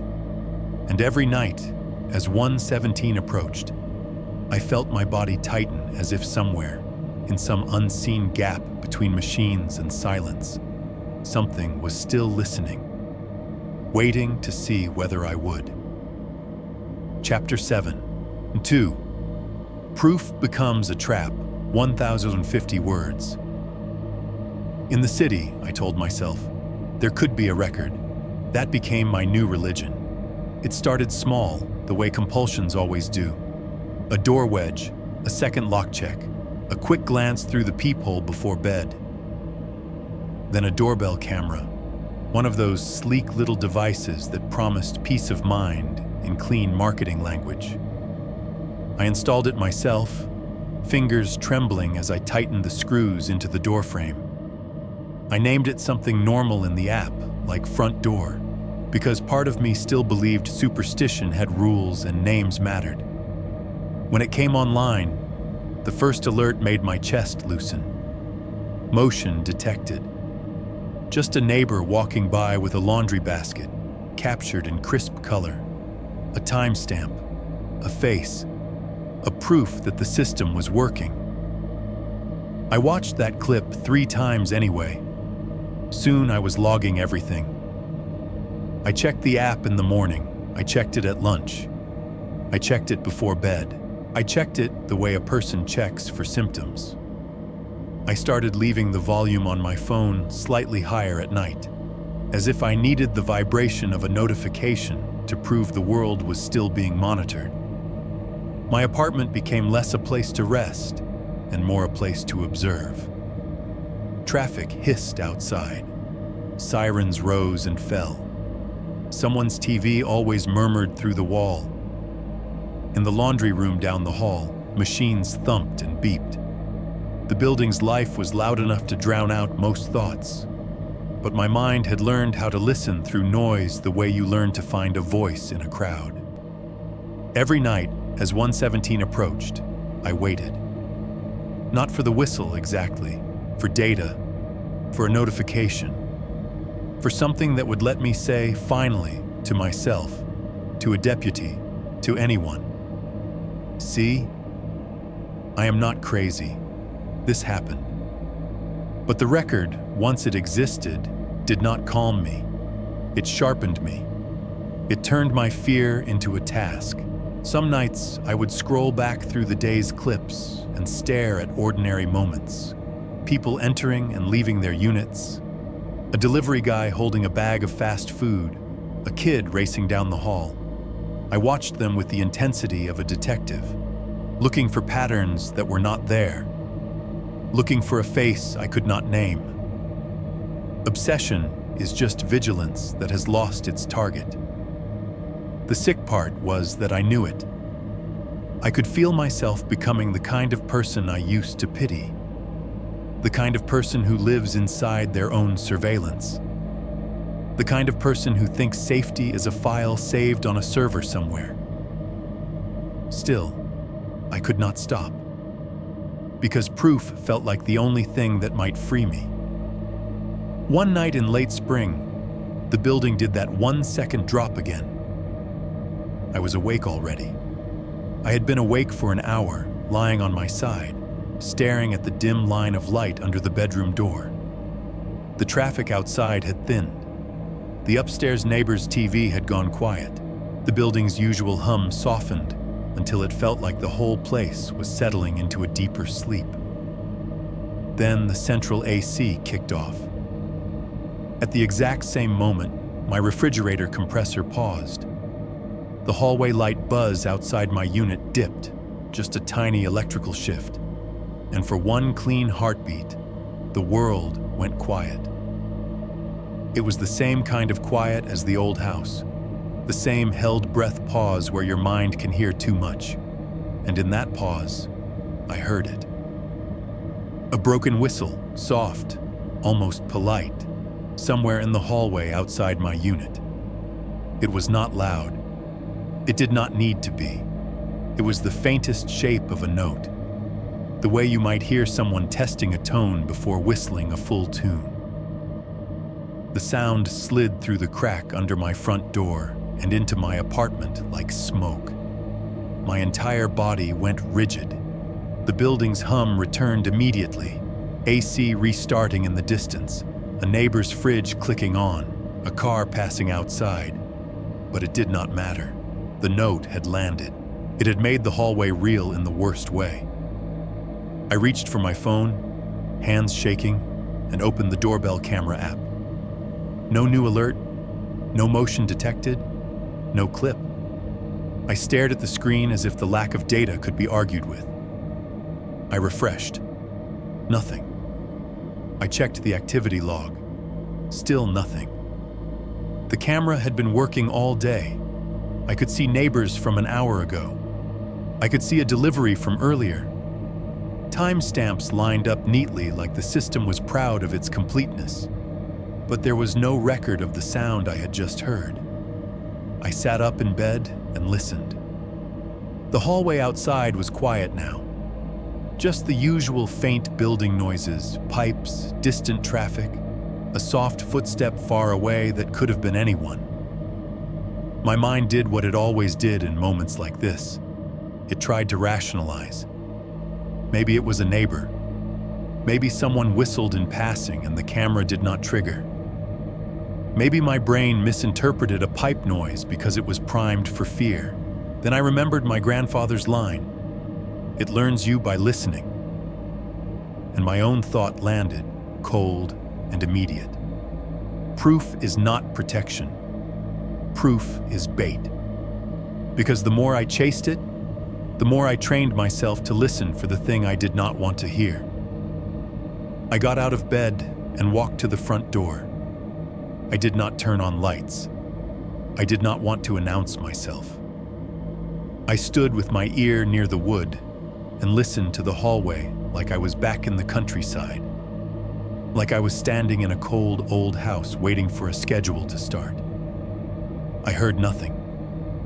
I looked through the peephole. The hallway was empty. The overhead lights cast a dull yellow down the corridor. The carpet runner lay flat. No shadow moved. No figure stood at the far end. No pale face caught the smallest light. I unlocked the deadbolt anyway, slowly, as if the lock might scream. I hated myself for it as I did it. I cracked the door open an inch. The hallway smelled like detergent and old smoke. The air felt still. No one stood there. No sound came from the stairwell. No whistling echoed from the far end. Just emptiness. I held the door open a little longer, listening into the void, trying to force the universe to produce something concrete. Nothing. Relief tried to rise in my chest, and then froze. Because behind me, inside my apartment, I heard a single whistle note. Soft. Close. Not outside the door. Not down the hall. Inside. In the room I had just turned my back on. It sounded like an answer. Like a reflection. Like a person copying the way sound bounces in a small space. I did not move. My hand stayed on the doorknob. The door remained cracked open. The hallway air touched my face. My apartment's warmer air pressed at my back. And in that awful stillness, I understood what the trap was. If I wanted proof, I had to check. If I checked, I had to open. And if I opened, I gave the sound permission to step closer. Not as a ghost, not as magic, but as a pattern that could follow any doorway I created. I slowly closed the door without looking back. The latch clicked softly into place. My doorbell camera did not log anything, and in the dark behind me, the apartment's quiet seemed to wait, like the building was holding its breath again, just long enough for a tune to decide whether it wanted to exist. Chapter 7:3, Cold Ending. The Key's Real Purpose. 1,100 words. It did not end with a scream.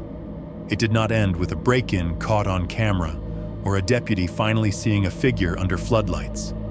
It did not even end with a clean explanation that would let me file the whole thing away as a bad season of grief and sleep deprivation. It ended the way it began, with something small, something deliberate, something that did not need force. The envelope showed up on a Tuesday. I remember that because Tuesdays were the day I tried hardest to be normal. Wake up, work, groceries, laundry, sleep. No spiraling, no late-night camera audits. No standing with my ear pressed to the door like a man listening for a verdict. I opened my mailbox in the lobby and found a small padded envelope resting on top of the flyers and grocery coupons. No return address, no logo. Just my name and my full apartment address printed neatly, as if someone had copied it from a form. The building smelled like detergent and damp carpet. Someone's dryer sheet scent lingered in the hallway. A neighbor's TV murmured behind a door. Ordinary, boring life. My hands started sweating anyway. I walked upstairs and sat at my kitchen table before I opened it, as if sitting down could keep me from falling. I told myself it was a wrong delivery, a scam, junk, something I could throw away and laugh about later. The padding tore with a dry rip. Inside was a key tag. Old plastic. Scratched. Familiar in a way that made my stomach drop. The same cheap tag my grandfather used. The same kind of ring. The same block letters pressed by his hand. Not for doors. Beneath it was a slip of paper. No greeting. No signature. No explanation. Just 2 lines. Written carefully as if the writer wanted no ambiguity. 117. And underneath it, my apartment unit number. Correct. Not close. Not guessed. Not the kind of mistake a stranger makes. It was written the way you write something you have verified. Like a person reading it off a label. Like a person who has stood close enough to a door to see the number with their own eyes. I stared at it until the words stopped looking like words. My first thought was to call Deputy M. My second thought was to call the building manager. My third thought was the one that stayed. This was never about the house. The house was just the first classroom. I had been so focused on what the key might physically open, storm cellars, hatches, crawl spaces, that I missed what it was really doing. It was never not for doors, because it opened some secret latch. It was not for doors, because the point was not the hardware. The point was that access exists whether you understand it or not. You can change deadbolts. You can add cameras. You can flee to a motel. You can move into a building full of people and noise and light. And still, if someone has learned your rhythms, your quiet seconds, your reflexes, if someone has learned you by listening, then the door becomes a concept, not a slab of wood. That night, I did everything right. I checked my locks twice. I made sure the doorbell camera was online. I put my phone on the nightstand with the volume up. I turned on a podcast quietly, just to keep the room from becoming too empty. I tried to force myself into bed like a normal adult with a normal life, but the envelope sat on the kitchen table like a weight. When I finally turned off the lamp and lay in the dark, I could still picture my unit number written on that paper in careful strokes. I could still feel the way my hands had gone cold holding it. The city did what it always did. Traffic hissed outside. A siren rose and fell far away. A neighbor's TV bled muffled dialogue through the wall. Pipes ticked as water moved. Somewhere in the building, someone coughed, and the sound traveled through shared air like a reminder that we were all stacked together. I watched the ceiling and waited for sleep. Sleep did not come. Around 1:10, my body started tightening on its own. At 1:13, my throat went dry. At 1:16, my heart began to climb, as if it remembered pain and wanted to get ahead of it. I did not look at my phone. I did not want to see the numbers. But I knew the moment it arrived anyway, because the building performed its trick again. The central AC cut off. My refrigerator compressor paused. The faint hallway light buzz outside my unit dipped. Somewhere, a neighbor's TV went quiet at the exact wrong second. For one clean heartbeat, the entire building hit that 1-second drop. The sudden, impossible pause where all the overlapping noises line up and vanish together. The silence arrived like a door opening. In that silence, I heard a whisper of the whistle. Not loud, not a full tune, just the faintest suggestion of a broken note like someone testing breath. Then, in the same second, I heard a tiny metallic click at my front door. A deadbolt sound. Not the big, obvious clack of someone throwing it open. A small, careful click, like a lock shifting under a gentle hand. My eyes flew open so hard my forehead hurt. I reached for my phone and checked the time. 1:17 a.m. Of course it was. I lay still, holding my breath, listening to the building return to noise as if nothing had happened. The AC restarted with a distant rumble. My fridge resumed its low hum. A car passed outside, tires hissing on wet pavement. Normal life flooded back in, but the click had already landed inside me. I sat up and went to the front door slowly, feet silent on carpet. I did not turn on lights. I did not want to announce myself. I put my hand on the deadbolt and felt the metal cold beneath my fingers. It was locked. I tested it again, turning it slightly, just enough to confirm. Locked, which should have calmed me. Instead, it made me nauseous, because it meant the sound I heard did not correspond to a simple action. It meant someone had touched it without changing it. It meant someone had wanted me to hear the idea of access more than they wanted the door itself. I leaned close to the wood and listened to the hallway. For a long moment, there was nothing. Then I heard a step. Slow, careful. Not the casual walk of a neighbor going to the ice machine. not the shuffle of someone checking their mail. A measured footfall on hallway carpet, placed the way you place a foot when you do not want a camera to trigger or a floor to complain. The same patience as the woods. I backed away from the door and returned to my bedroom without turning my back fully to the entryway. My mouth tasted like metal. My hands shook. I grabbed my phone and opened the camera app. No motion alert, no someone walked by clip. The activity log showed nothing new, as if the night had been empty. Then the screen refreshed. A new clip appeared. Timestamp 1:17 a.m. Duration 1 second. My throat tightened so hard I could barely swallow. I tapped it. The video opened to silence. Total silence, as if the microphone had been submerged. 1 second of a still frame that made no sense at first, because the angle was wrong. It was not the doorbell camera's angle. It was not the hallway camera's angle. It was filmed from inside my apartment, low and steady, facing my front door from my living room.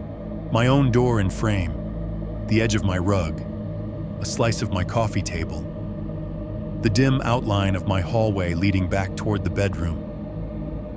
It looked like someone had set a phone down in my living room, pressed record, and stepped away. For 1 second, nothing moved. No sound, no footsteps, no breathing. Then, right at the end of that 1 second, a single whistle note played. Soft, broken, intimate, like a signature placed on the last frame. The clip ended. I stared at my door across the apartment, at the quiet slab of wood that separated me from the hallway. My phone screen reflected faintly in the dark, showing the frozen image of my own entryway, as if I were watching my life from the wrong side. I checked my phone's position on the nightstand. It was right where I left it. And yet the angle in the clip was unmistakable, inside my apartment, facing my door, waiting for 1:17. I did not sleep after that. I sat in bed and listened to the building's noises return and overlap, trying to fill every gap so silence could not form again. Somewhere in the hall, a distant footstep faded. Somewhere, a door closed softly. Somewhere, a machine cycled on. And I understood the unfair truth I had been avoiding since the first week in the cold house. If someone can get close enough to leave you a key tag and your unit number, then the real purpose of "not for doors" is not the key. It is the message. It means there is an entry point you will never find, because it is not made of wood and metal. It is made of time. And it arrives every night, on schedule, in the 1 second when everything else stops.